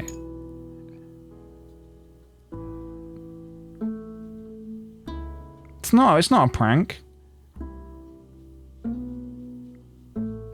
Because obviously that's going to make me jump. If I sneak up behind someone and I just grab them and scream at them, I think I can make them jump. Well, yeah, no shit. It's not a prank. It's not even a little bit of prank. My grandpa showed me that video. Your grandpa showed you that video. You think you can trust if you can't trust your own grandpa, who can you trust? I remember every single one. I hated them.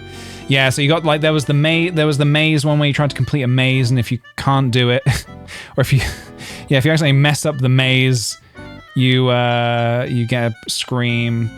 I remember this one that was like a sort of I think it might have been perhaps a Korean comic. You scroll down, and then the more you scroll, the scarier it gets, and then suddenly it jumps out, and I was like, I didn't know a fucking JPEG could do this. Turns out it's not a JPEG.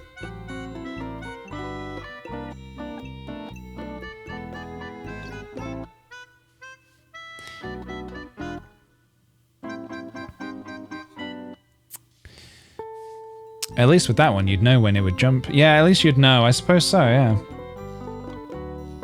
That's very true.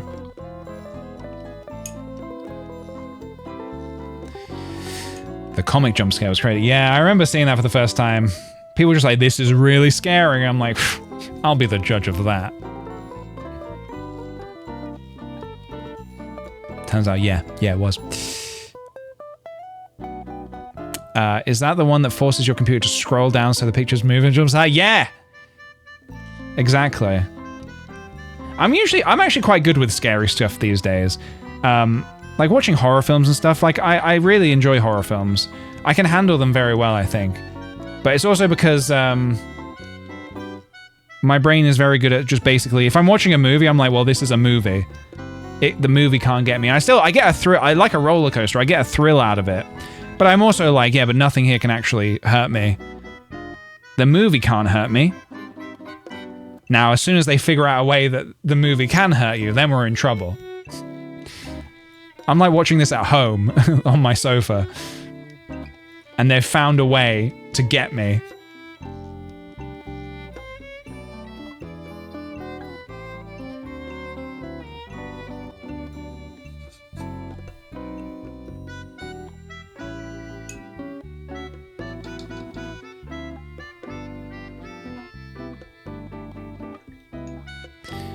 At home 4DX. Oh man, I've never seen a horror film in 4DX, but that would certainly be a very interesting experience.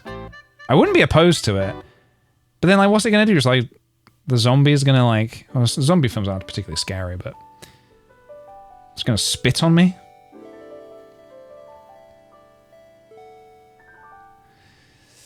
Starry-eyed critter, thank you for the follow. Welcome on in. Someone grabbing your leg. Oh my god. Have you watched Project Hail Mary? Project Hail Mary? I don't think so. Oh wait, is that the space one? With Ryan Gosling? I think we're gonna go actually see that tomorrow.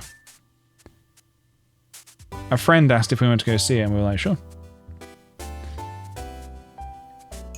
So I will let you know what I think about that later on, when I've seen it. Okay, I might work on the tongue, I think. Might start doing the tongue here. So I want this to obviously be red, but I might begin with just like a base of kind of a very, very light, pale, sort of peachy pink or something. Just so I've got something underneath to work with if I want it there.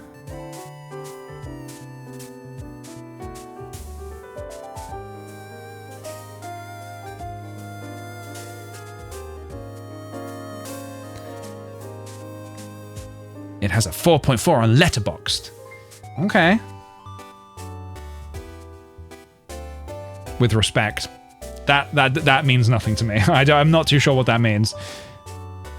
As in public, the general public like it, as in, or they've voted it to be high.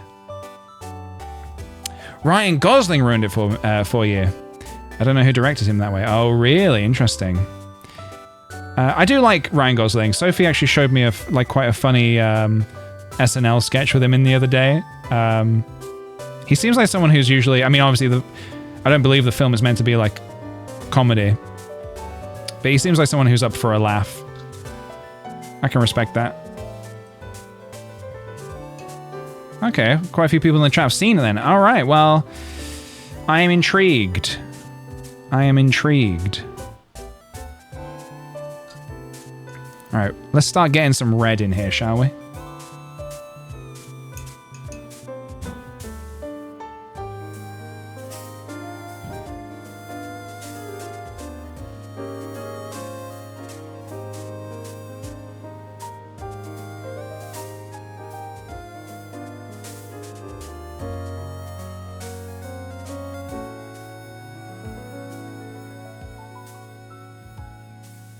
Meow. Fuji has entered. Fuji! Fuji!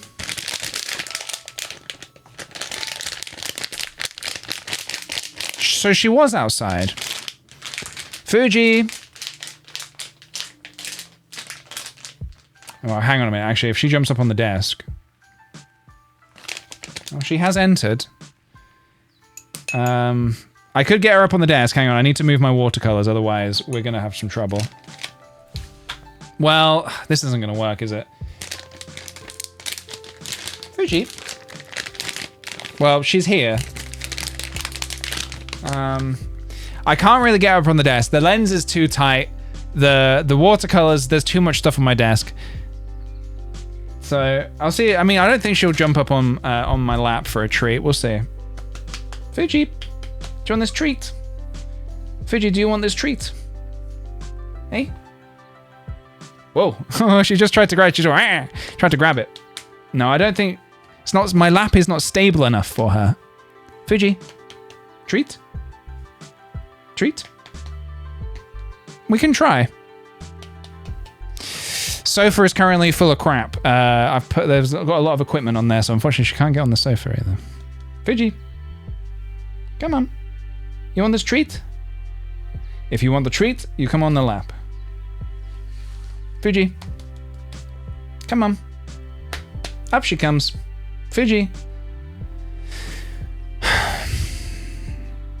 It's like trying to get blood out of a stone.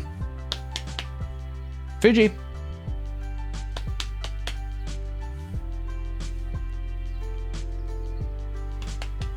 You must perform for your sustenance, yeah. Fuji. Well, she's staring. What are you staring at? She's just staring at the box behind her. Maybe she's trying to see if she can get in. Okay, have the treat. Fuji.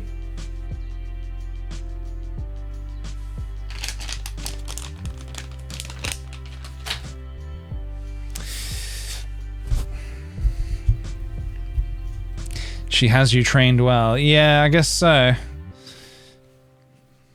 Well, she's not coming up, guys. You can't control a cat. It simply cannot be done. She is not a dog.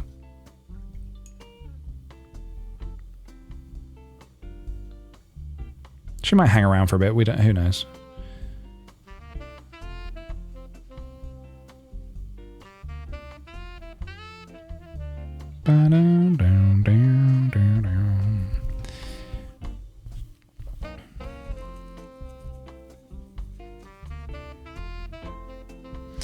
She does let me pick her up, but it's just a little. It can just be a little awkward, like, yeah, it's just a little awkward in here.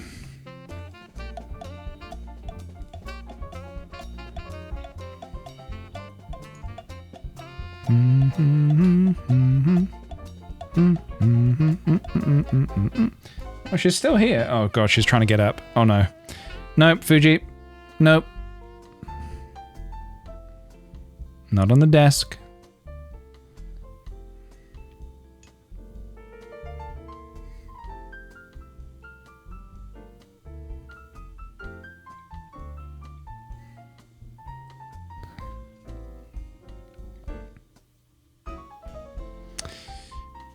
Hi all, how's everyone doing? Doing well, thank you. How are you on this fine Monday?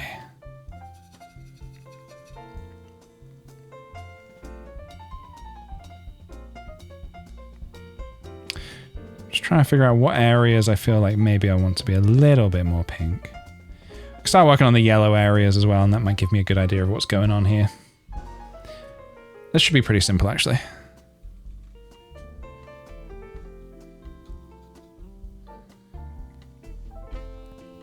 Oh, is PAX East this weekend? How exciting. I am not going, unfortunately. Have I ever gouached? I have gouached, yes. I have some gouache paints. I like it a lot, actually. I do like the gouache.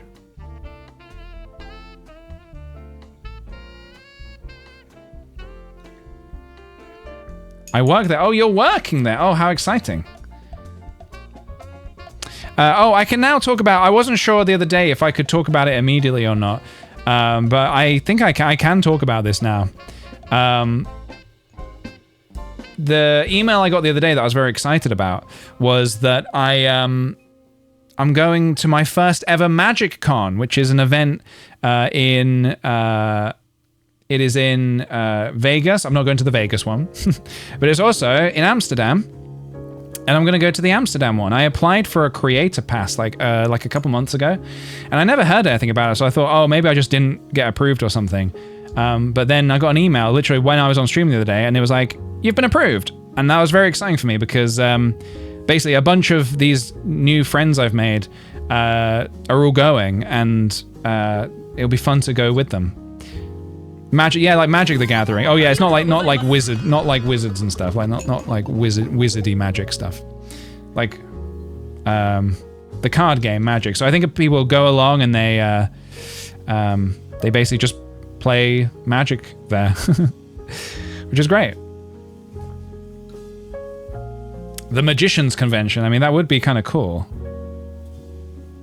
But yeah, no, it's.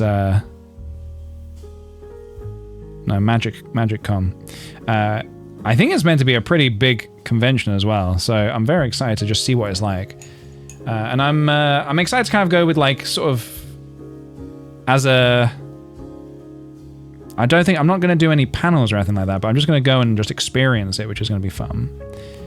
I might have some other stuff going on later this year as well. This stuff I know I can't talk about yet, but when I can talk about it, I will. Yeah.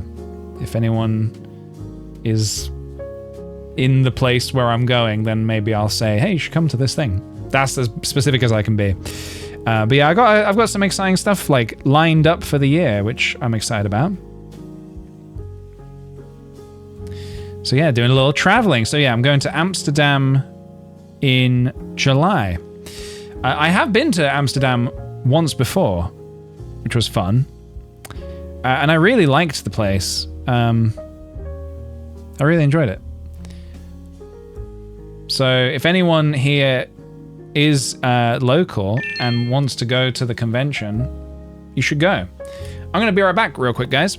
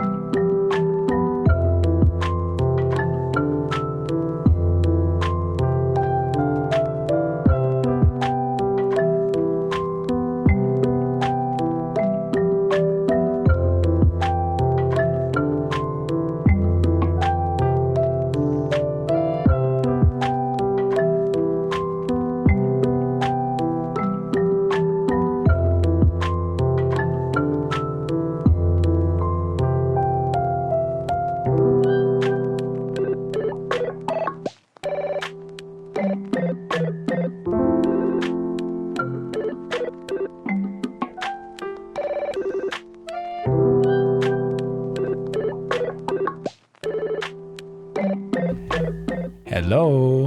All right, should we try and get Fuji a treat? Okay. Fuji. Fuji, do you want a treat?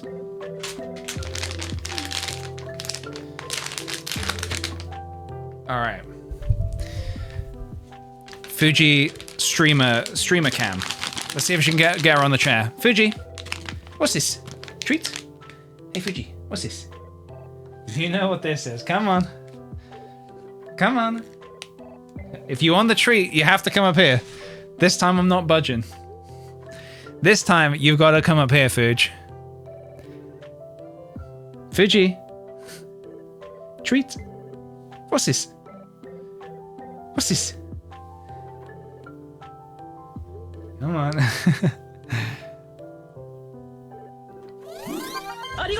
Now Fuji is the streamer. Hey guys, welcome back to my stream. Thank you for subscribing. I hope you don't mind if I have a few snacks on stream. You want one more? Do you want to take over the stream from here, Fuji?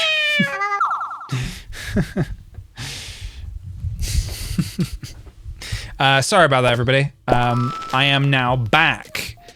Thank you very much to Emma BCDEF for the 50-month resub. Gradient Guy, thank you kindly for the 47 months as well.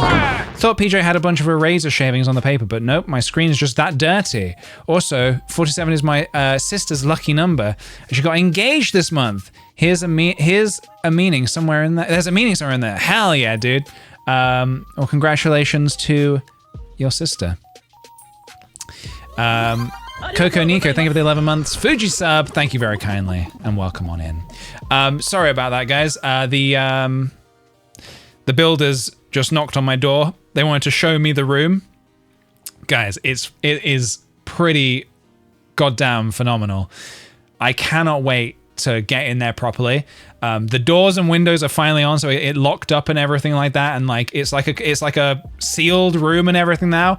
It just needs electrics. Oh fuck, hang on a minute. Oh, I need to be right back. Oh no, hang on, be right back.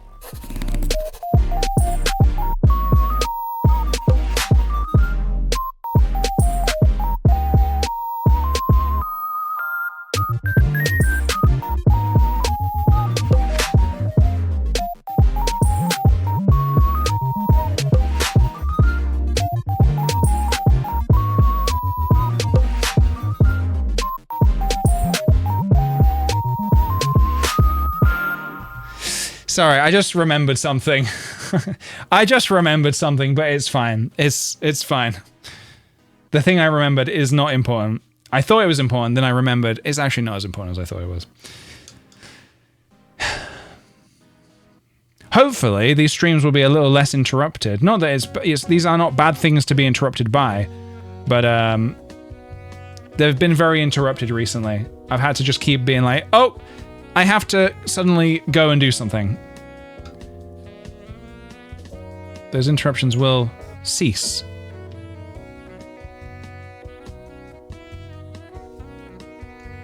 But yeah, so I just got a chance to go in there. He just showed me everything, how it all worked and everything, and yeah. Just gotta wait for Wednesday now to get the electrics on.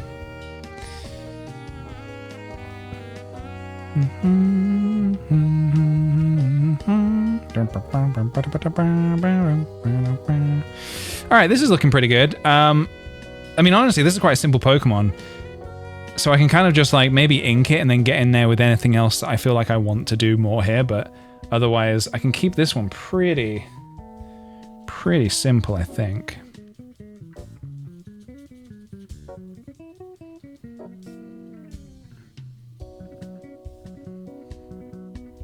Yeah.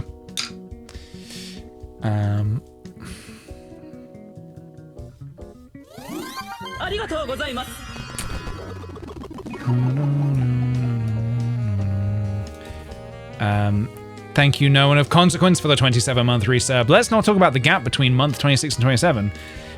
What gap? Didn't know there was a gap? Huh? Huh? gap. There's no gap.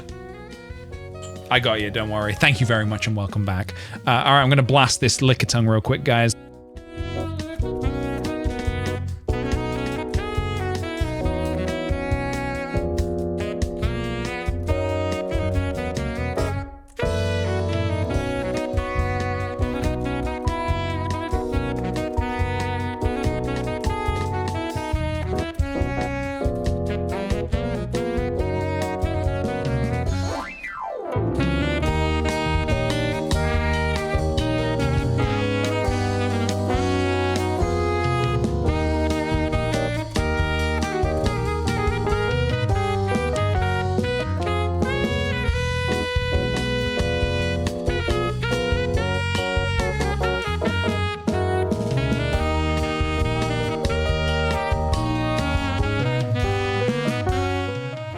Okay, that feels good.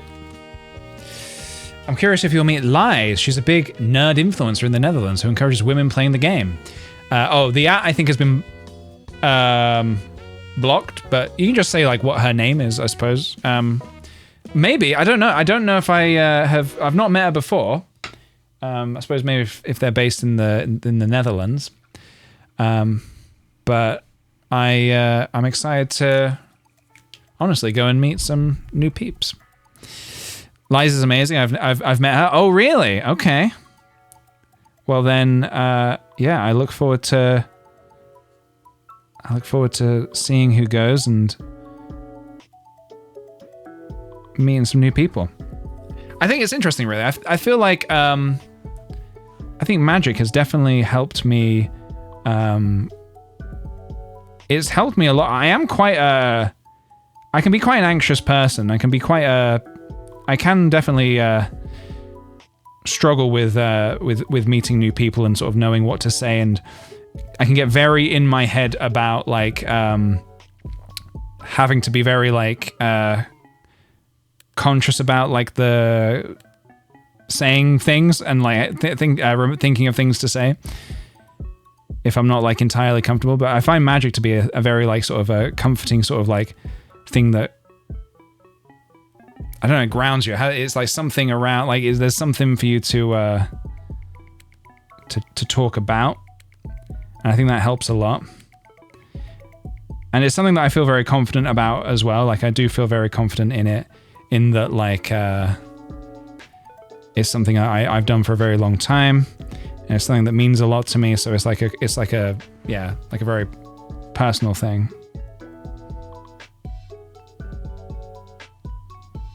And I guess it just helps when you can talk about something that you just know about, I suppose.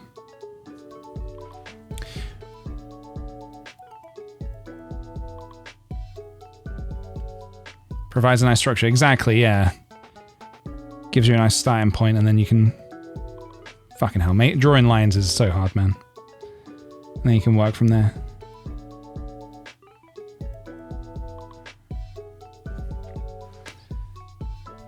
It's easy. It's easy when love talking about the same things. Oh yeah, definitely. I think sometimes you meet other like nerdy people and you're like, yes, these are my people. They understand.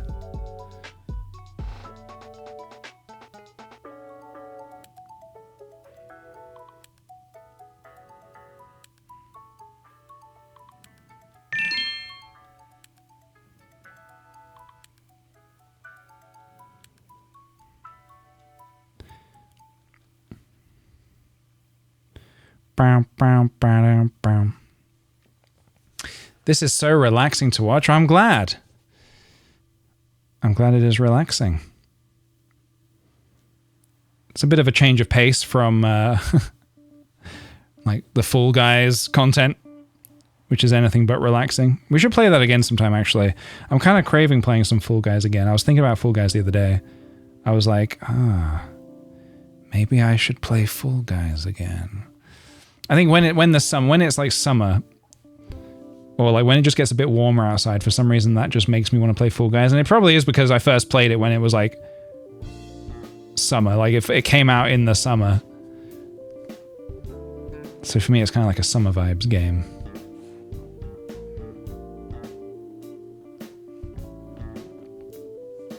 Fall Guys Fridays. Maybe we need to bring out Fall Guys Fridays. Although to do that, I will need to actually stream on a Friday.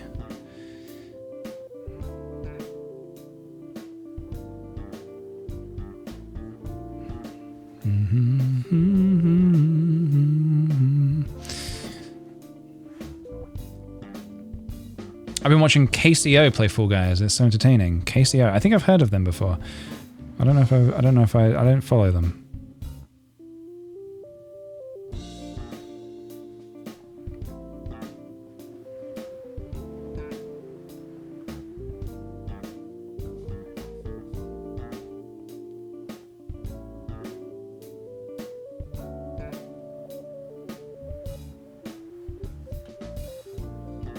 Fall Guy Wednesday. Good work.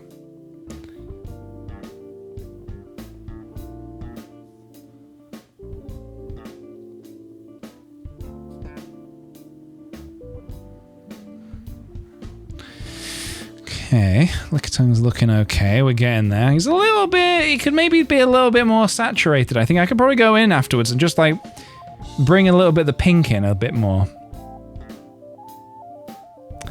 It would also be fantastic if I could draw on the lines.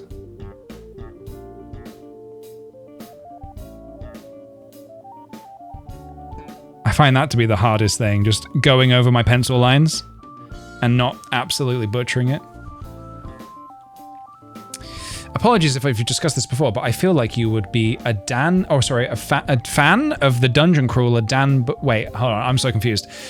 You would be a Dan of the Dungeon Crawler Dan book series. Carl? I'm confused. I'm confused.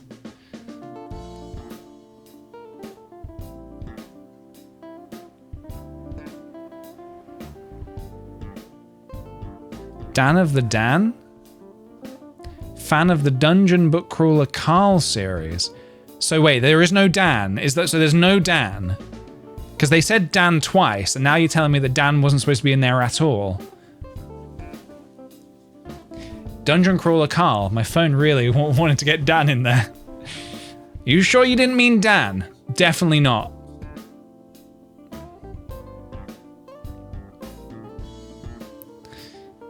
How strange.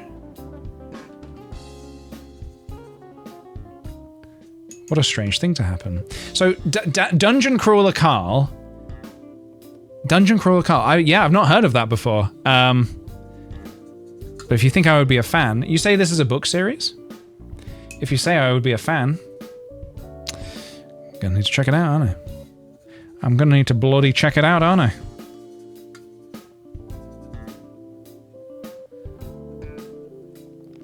Dungeon Crawler Dan is a better name. It has the alliteration, doesn't it? It has the D alliteration. Dungeon Crawler Dan.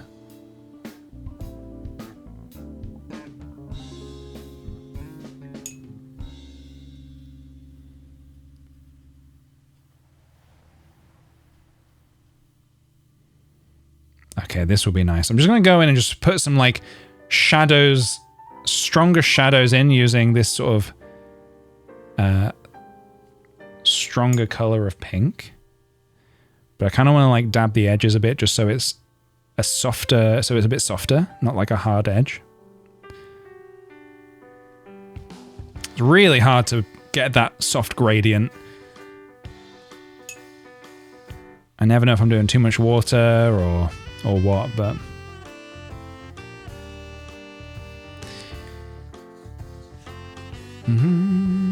check it out on Audible. The audiobook is what made the series as big as it is now. Oh, really? So they got some good people to like voice it.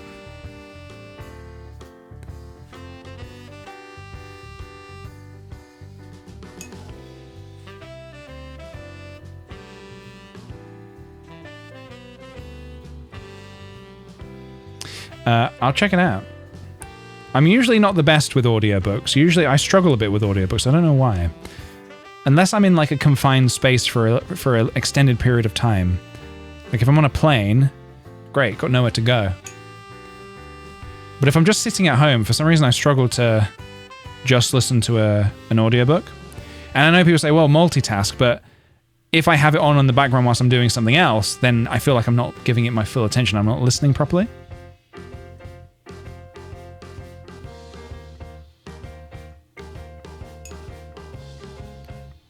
Now, I can lock myself in the studio. Yeah, that's a good point.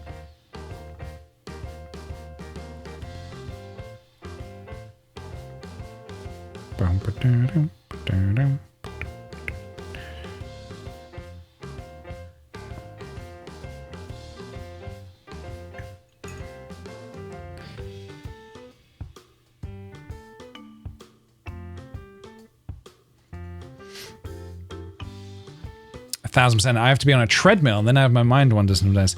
I'm the same. Like, if I ever do my rowing and I try to, like, listen to an audiobook, because I have tried, or, like, a podcast in particular, I just can't, like, weirdly focus on it. And it's kind of like, you think, well, with exercise, surely it's easy to just, like, focus on it because you got nothing else to do, but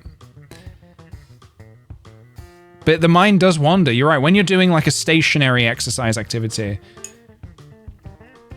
your mind does kind of wander.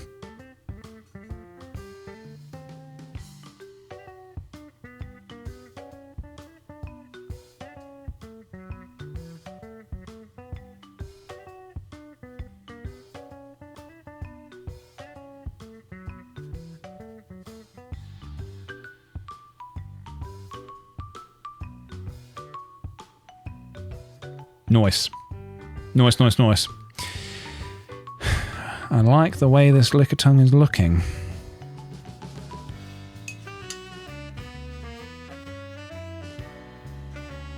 But do I lick the way it's liking? Wait, look, do I like? Never mind.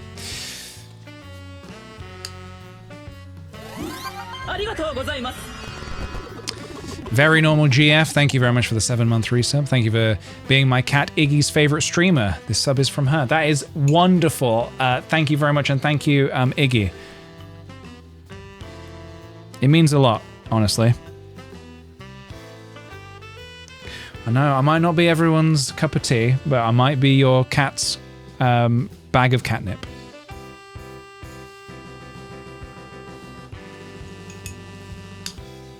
Oh,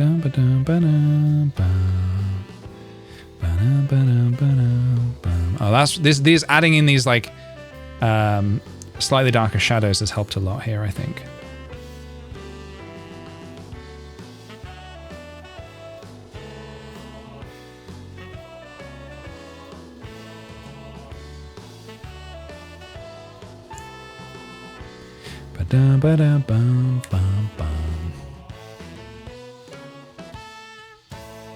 Right. That's my Lickitung liquor done. Which means we can cross him off the list. Guys, that is 107 Pokemon complete. Boom, baby. Lickitung is liquor-done. I'm updating the title of the stream. So if let's say it takes me roughly an hour to do one of these paintings, in theory, I could be done in like 40 hours. If I just do 40 more, or 44 more, 44 hours. If I just keep streaming for 44 hours, we can get this done. Maybe. Okay, I'm gonna do the sand shrew, everybody. I'm gonna do this sand shrew. One more. I'm gonna paint a sand shrew, everybody. If I can find my reference. My sand shrew reference.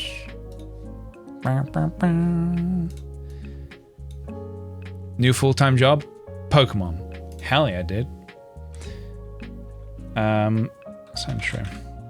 I think I could, I think as a fan of Pokemon, I think I could bring a lot. I know people often say like, oh, they should hire the fans. For the most part, hiring the fans for anything is a disaster. However, I'm not like other fans. I think sometimes, I think what people mean when they say that, I think a lot of the time people are worried that someone will just be like, oh, you should do this because I would really like it. Whereas I think I have a greater scope, I think I have a wider scope of kind of like what works and what is good, rather than just like, well, I would like it. All right, let's do this sand shrew, everybody. This guy's quite, well, I say he's quite simple. So this is interesting. He's got like, obviously a lot of yellow. Yellowy browny, right? Yellowy brown. But then there's like patches of like gray shadows. We're gonna have to be a bit careful with that. We'll see. Nintendo Nepo Baby. Well, yeah, I mean, obviously it does help that it does help that my dad works at big ol' Nintendo. Let's just say it hasn't not helped so far.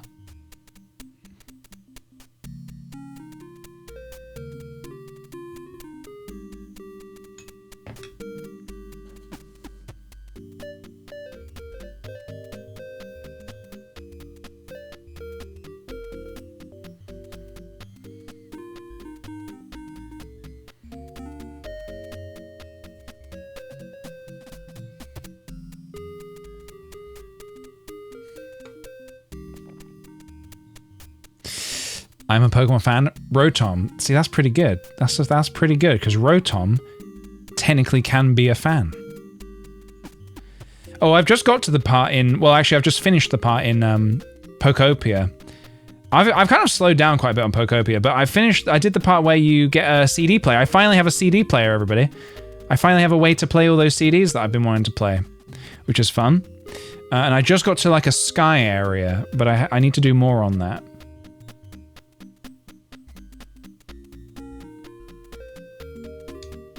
I've been taking it real slow, but I suppose there's nothing wrong with that.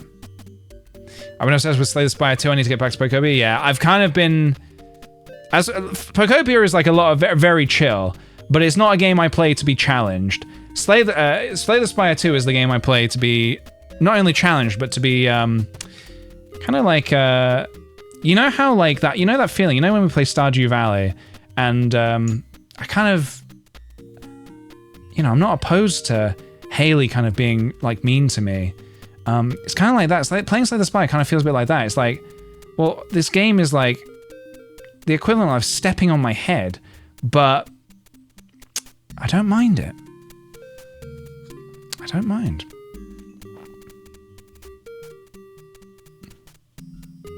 No, it's a pretty fun game. I've really enjoyed playing multiplayer. Me and Charlotte, I think, have done, I want to say 3 runs now. And we have won all 3. We have a winning streak of 3 so far. Around the River Bend, thank you for the follow. Natasha Yams, thank you for the 2 months of tier 2. Thank you so much, Natasha Yams. Bobby bless you.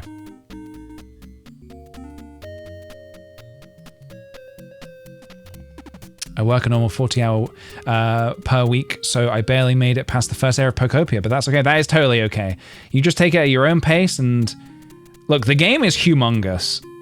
I know that the game, I can just keep chipping at it a little bit by little bit, and, you know, I've not been playing it every single day is the thing. I've been playing it a bit on and off. And like I said, Slay the Spire 2 is kind of like... really, like, taken over.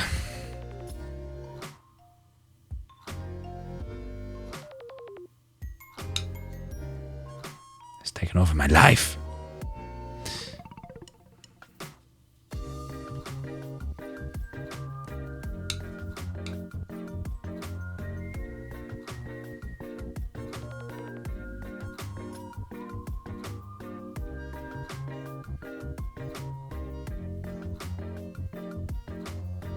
Bum, bum, bum, bum, bum, bum, bum. Who's your favorite character? I love the Silent, who is the one that when I streamed it, I played as the Silent. I love the Defect. I'm a big Defect enjoyer. Love that little robot dude.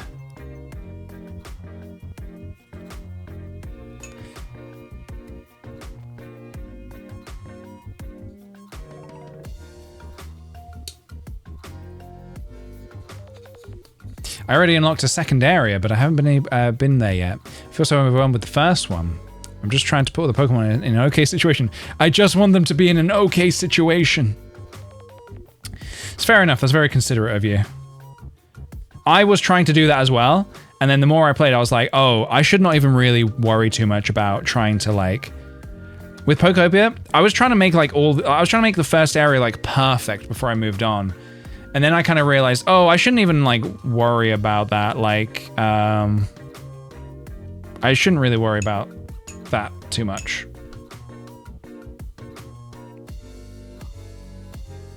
I did see a lot of people being like, oh no, you should really like try and continue with the story if you can.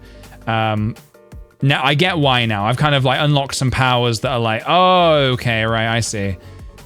Yeah, if I had just kept going the way I was, I would have made very little progress. But also, some people don't mind. Some people don't mind just like doing things slowly and like technically game-wise inefficient. But like, if you're having fun, it doesn't matter.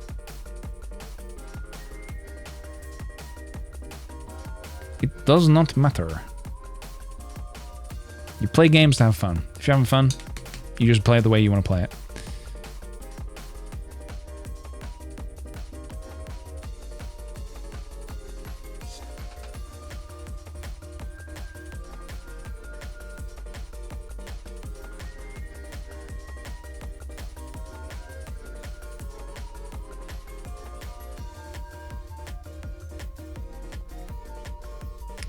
I don't know if I can zoom in anymore on this sand shrew here.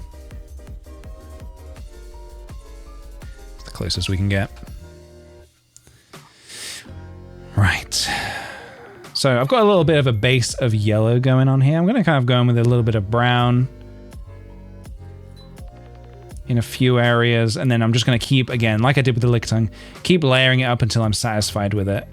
There's some quite fun things going on in the reference image with like little bits of brown and like stronger yellow in certain areas. It's quite difficult. You've got to be quite subtle here because it's like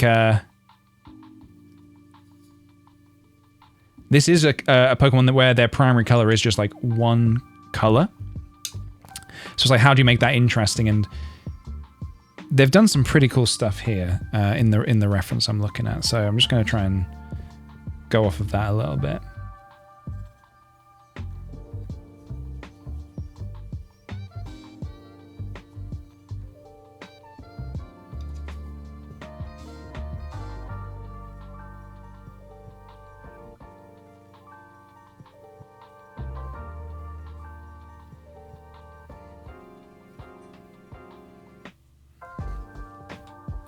I love hearing from the... So Fuji's like little feeding station is just like at the end of the hallway. Just in the kitchen.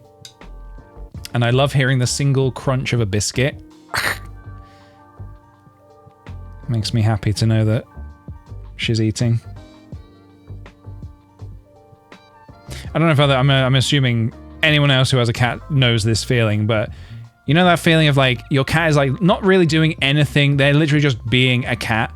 And they just kind of make you laugh and smile just when you look at them, and they're literally not doing anything in particularly special or like entertaining or even like nothing particularly groundbreaking. And yet you're just like, just very happy to see, just very happy by their presence.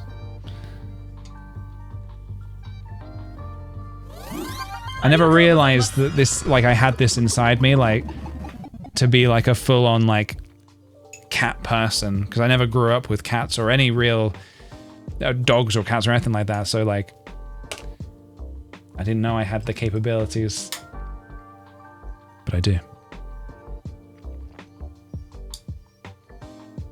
Fuji has changed me. I'm a changed man. Hello Dan Meekin, thank you for the 76 months. Oh my goodness me. Simply too many months. We need to learn how to go back in time. Thank you very much, Dan. I hope you're well. I hope you're having a pleasant Monday. I hope you're enjoying this little shrew.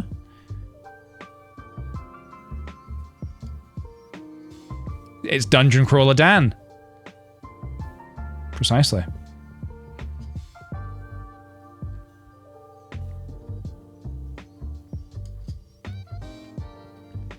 Everyone has the capabilities in them. They just need to the right cat to unlock it. Yes, that is also true. I feel like I'm very blessed. Got very lucky with Fuji, as she is quite literally the perfect cat. They said the perfect cat didn't exist, or indeed couldn't exist. They were wrong. Dead wrong.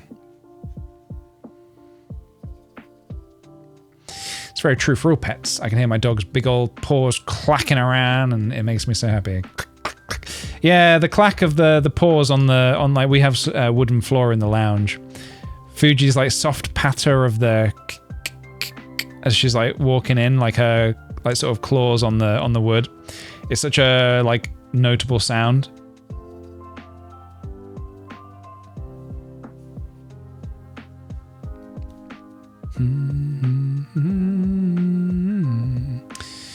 I'm allergic to cats, so I never grew up with them. So now whenever I interact with a cat, I always question if I'm doing it right.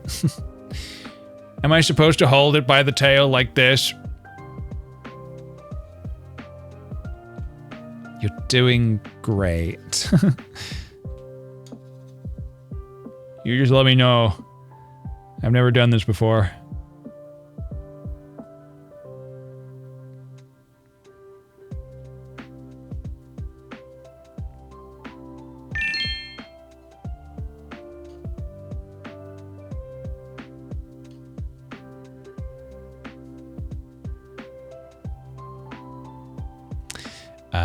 Sig Territory, thank you very much for the follow. Welcome on in. I'm working on my next tattoo design between a field mouse, badger, and shrew. Who gives off the most scribe folklorist Milo Thatch energy?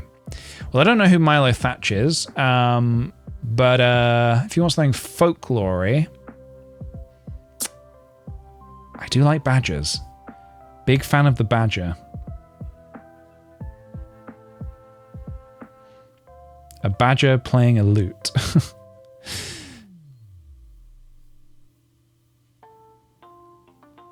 You sure? I don't know. Maybe I know Milo Thatch. I don't know. Who's that? What are they from? I might just be blanking on the name.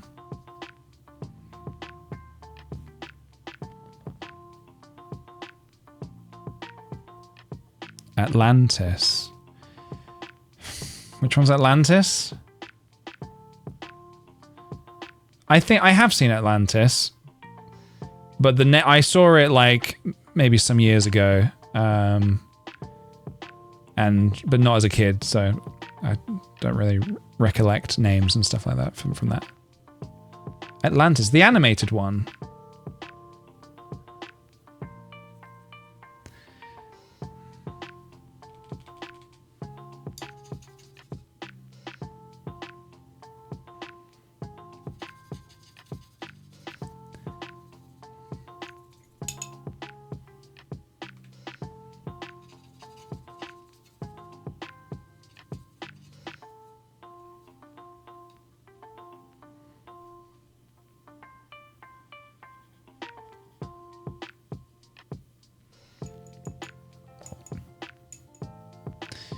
I haven't seen the entire movie. I just saw it's at a dentist appointment one time.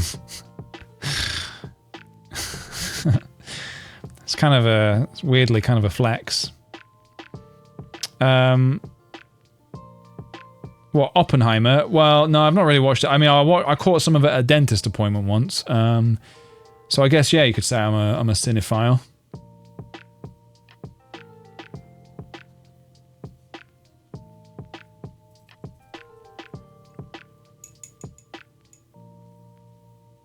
Okay, so it is the film I'm thinking of. Yeah, I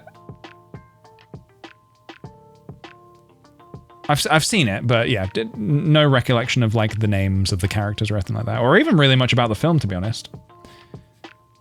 I remember the animation was impressive, though. I do remember it was one of those things where it had impressive animation.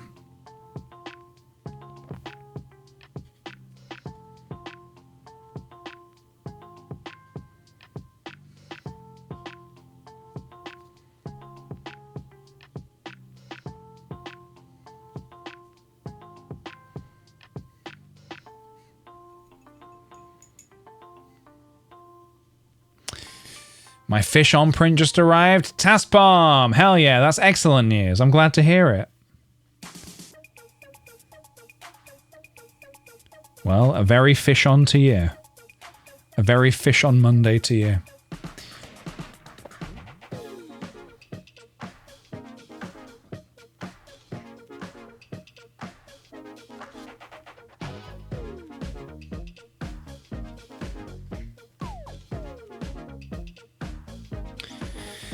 Right. I need to try and mix up a sort of a shadow thing here for the belly. Let's see how this goes, shall we?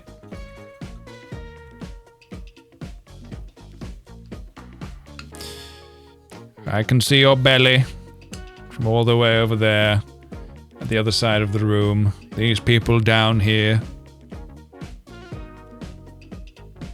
Yeah, go on. Go on. Go on. You can see my belly. And these people can all see you dying right now. You want one more? If you fancy the Jonas Brothers, cover your belly. You want one more?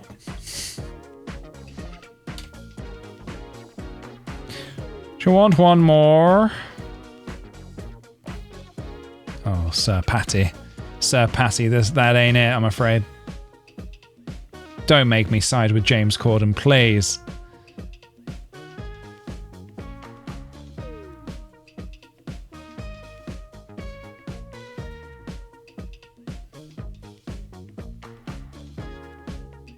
I think James Corden's going to have a comeback. And I think everybody who dislikes him, I think they're going to do a complete 180 and they're going to fall in love with him. I don't know what he will do to earn that love and admiration for his comeback, but I do think it will happen.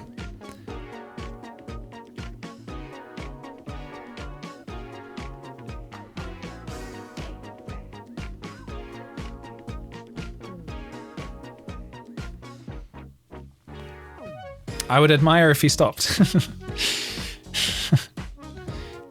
Do you take requests? Yeah. Stop.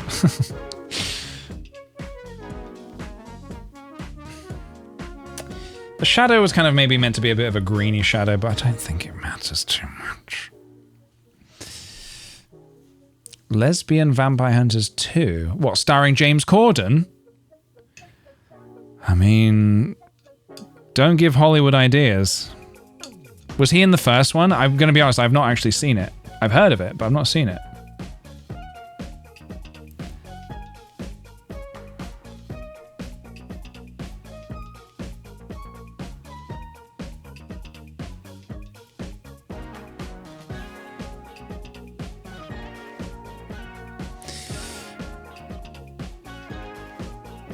Can you do an impression of James Corden watching Oppenheimer at the dentist? Probably not. That is a bit niche, I think. I appreciate the callback, but I do think that's a bit too niche.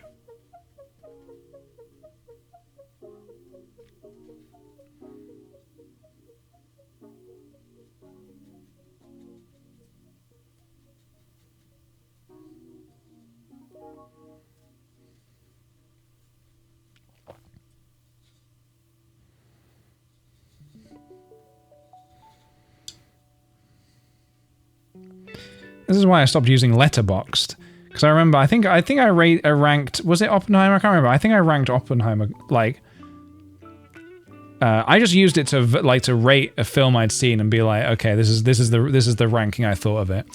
And then some people would be like, they'd say to me, "What, PJ? How could you rank it like this?" I'm like, well, this is meant to be a personal thing, no? If I'm just going to be judged for it, then I'm going to stop using it. And then I stopped, and I just lost interest.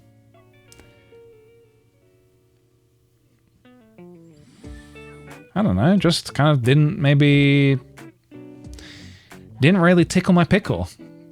Is it too much to ask to go to the movies and get your pickle tickled? That's the main reason I go to the movies.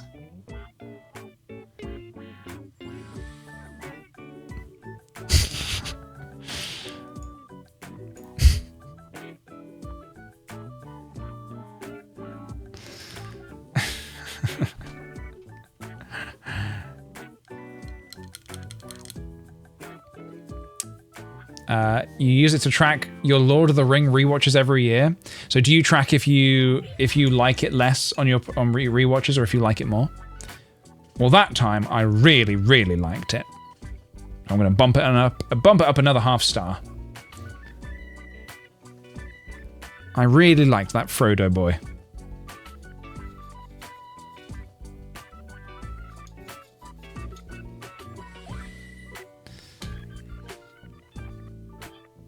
That Aragorn really tickled my pickle.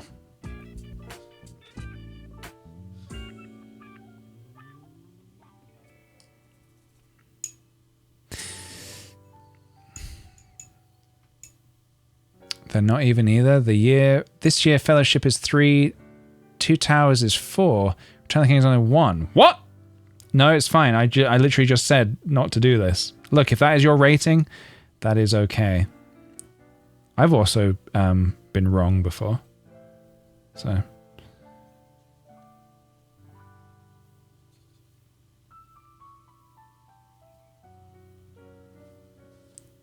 Not rating my rewatches, they're all 5-star. Oh, okay, sorry, I think I've misunderstood.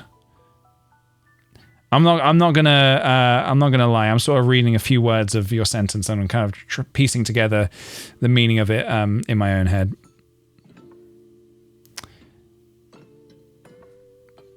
Chat GPT, can you summarize what this Twitch chat message is trying to say for me?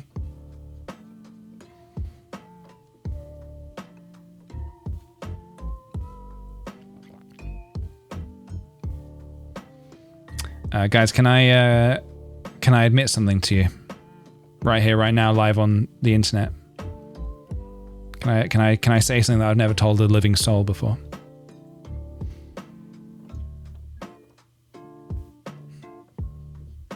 Guys, I've never used Grok before, and I'm not fully sure I know what it is. But I hear people all the time making jokes about it, and I don't think I know what it is. Is it something to do with AI?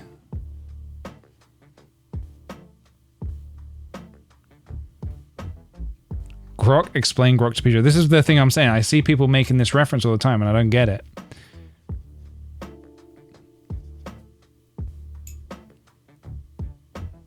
Oh, it's Twitter's AI. Oh, I see. Oh, right, like an AI bot. Which is weird to me, because I don't even really understand how that's possible.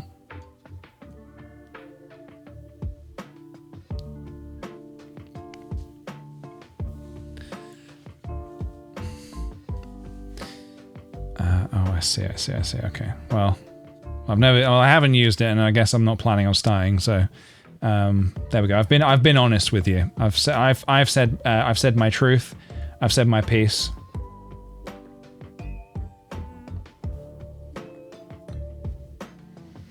Okay, this sanctuary is looking quite nice. Maybe some of the yellow could be a little more saturated in places. Thank you very much, Song for Saturday, for immortalizing that tremendous quote. Forever, quote 751.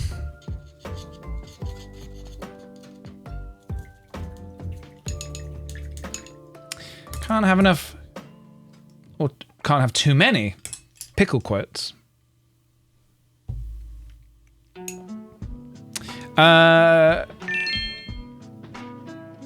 Give me just a second. I'm just gonna. I just need to quickly send a message. Sam, thanks for the follow. Welcome on in.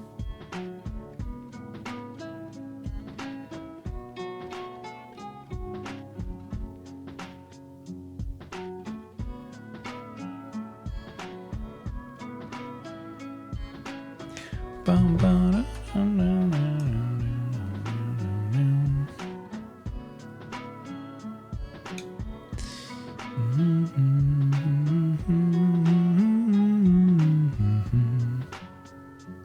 just want to kind of bring out some of these yellow areas that have got a little bit lost. And then we're basically pretty good on the sand shrew, I think.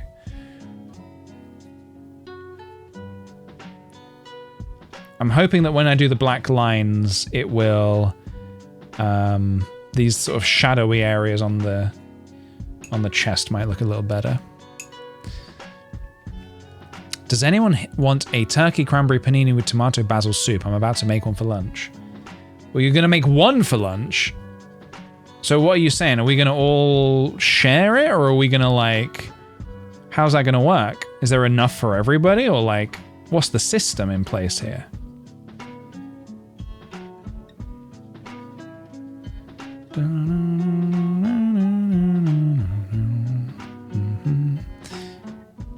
So I'm not going to lie, that sounds pretty phenomenal. But if there's not enough for everybody, I'm definitely curious how we're going to divvy this up. Like, is it like, okay, so PJ's the streamer, so he obviously gets first dibs, he gets first bite. And then we go down the list, you know, we go alphabetically. This music just reminded me, did you see Totoro show in London? I did, it was incredible. It was really, really amazing. Maybe one of the best live shows I've ever seen, if I may be so bold. Yeah, it was crazy good. I loved it so much. The promo for it now reveals how big he is. He's pretty big. He's pretty large. Oh, hello.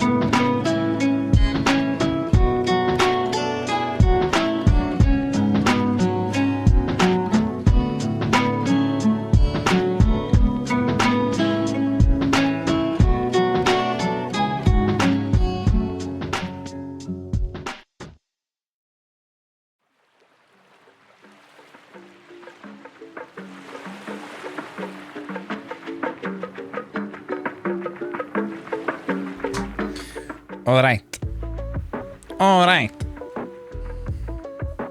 I'm gonna get my pen. I'm gonna put some lines on this guy, and then we'll call him done.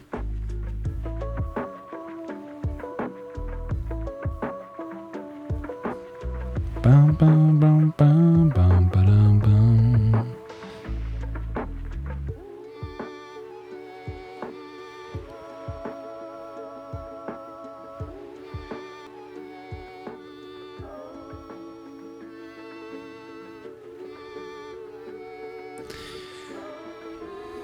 Have I missed my beloved Heracross? No, you have not, because Heracross is Gen 2. So technically, we're not doing Heracross. We're not doing Gen 2 Pokemon just yet.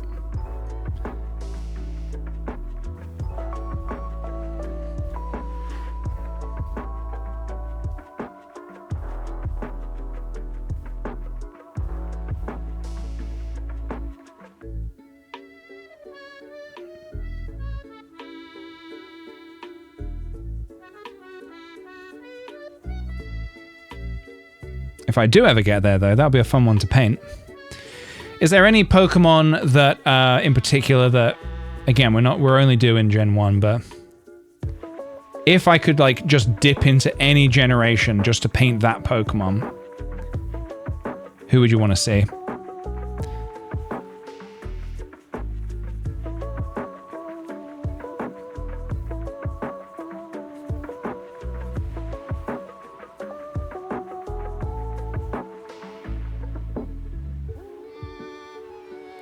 Especially because this kind of style didn't really go on that long. Like, they started going for a more cleaner approach later on, didn't they? 1 second, everybody. Pseudo Widow, love Pseudo Widow. Yeah, he's great. Carcol, yeah, right, okay.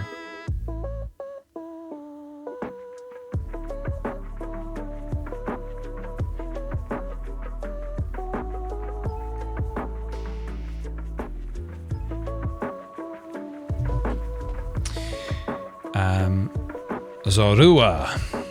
Yeah, I have done Bulbasaur already. That was probably one of the first ones that we did, actually.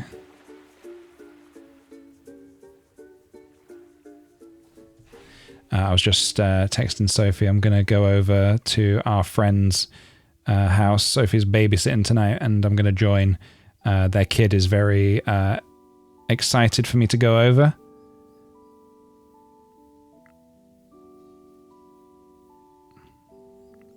I think it's because I like to play. Chef Dente. Oh, yeah, from Pokopia.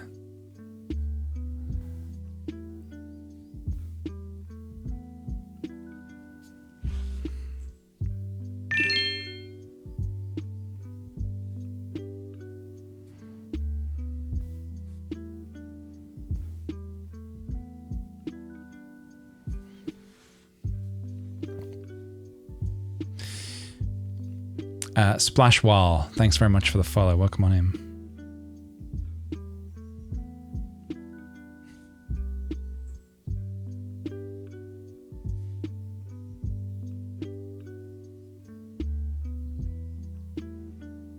To be fair, like I like hanging out with this kid because it's a good opportunity to see what all the new toys are. I'm like, you got any new toys? Let's play. He likes games now. Sometimes we play memory games. And you'd think, well, PJ, surely you go easy and you let him win. No. If you do that, they never learn.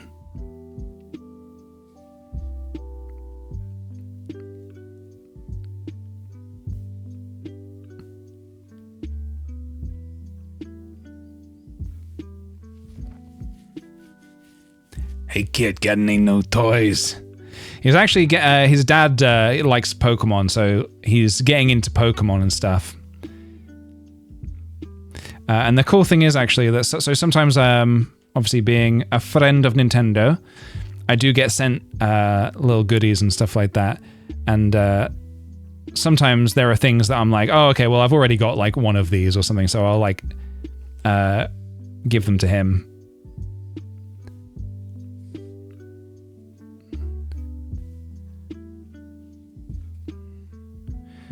Which is nice.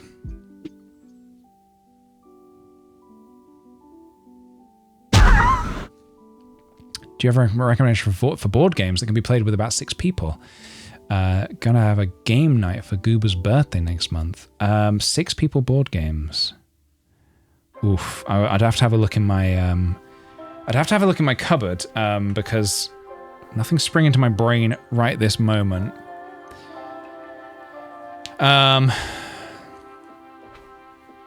Good game for 6-ish. I guess it depends if you want a more party-ish vibe or if you want a more gamer vibe. I think Camel Up is actually really fun as a sort of a large group game. Camel Up is like about betting on camels racing around a track, and it's always quite fun because you never, like, things can always change, like things are constantly changing, so like, yeah, it's got a fun theme to it, but also like the game is like constantly changing and stuff. So I've had a lot of successful games nights taking Camel Up.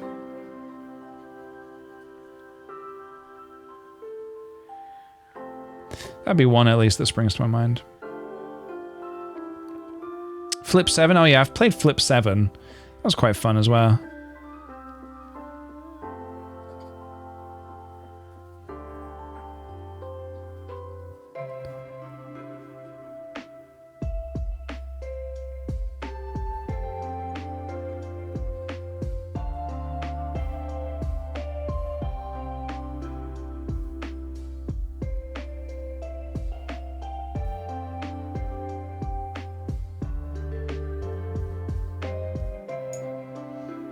Skull is good if you're looking for something fast. Skull. I've not played Skull. There's a fun game called Cheating Moth that I've played as like a bit of a sort of a chill, not chill actually, sorry, but more of a party-ish game. Oh, there's also this Mantis game. It might just be called Mantis. I don't own it, but a friend of ours brings it over, and it's quite good. Just as like an opener. What's it called? Something Mantis? I can't remember. It's something about a mantis. It's got very colourful, cool artwork. It's a very simple game to like learn. But yeah, Cheating Moth is a fun one. It's about like you have to like cheat cards out of your hand by any means necessary. So you just like throw them on the floor, but if you get caught, then you have to like, you know, you have to draw. It's more cards, stuff like that.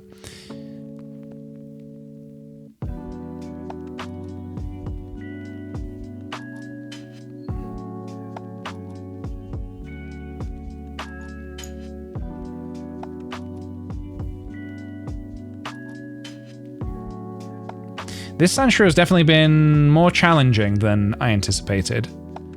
It's an interesting one, really, because just its primary color is just yellowy brown, so like you've kind of got to find ways to make it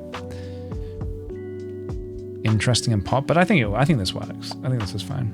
Yeah. Yeah. All right. I think we got him. I think we nailed it.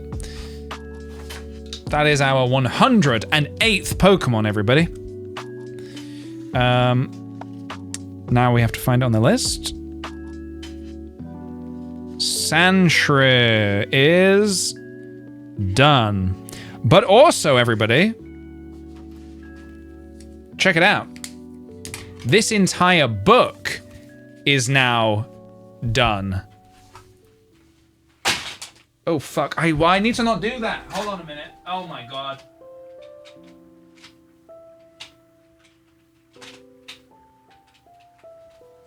I forget, whenever I drop the paints, I forget that they're all individual, so you drop it, and they go, poof. Anyway. Anyway, let's take a look. Maybe from the beginning. So, this is just one. I have another book, but we're not going to go through it now. I'll just go through this one because this book is now done. So, here are the Pokemon we did in this book. An entire sketchbook completely filled with Pokemon.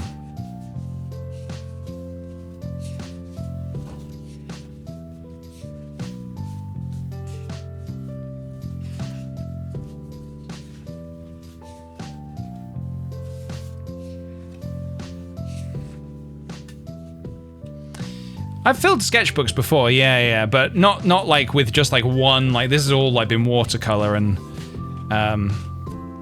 yeah. I have filled sketchbooks before. This was my god. I'm not even gonna, this was my god. These ones we did today, very fun. These ones we did last week. And this is not Pokemon.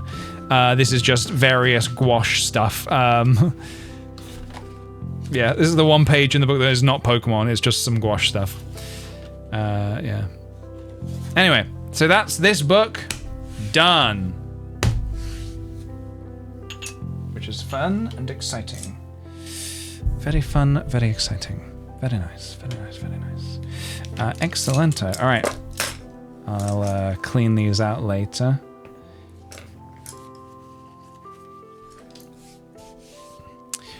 Very happy with all of that. Very, very pleased with all those Pokemon. I am going to round things off there for today. But I will be back on Thursday this week. I'm not streaming tomorrow. And Wednesday, I'm doing the Patreon stream on Wednesday. So I should be back on Thursday this week on Twitch. So I'll be back on Thursday and we'll see what we want to get up to then. But I will say thank you very kindly for joining me today. I hope you enjoyed the chill stream. I will see you later this week. Have a lovely rest of your Mondays, everybody, and I'll see you all later. Bye-bye, much love, Bobby baby, bless yourselves. Bye-bye.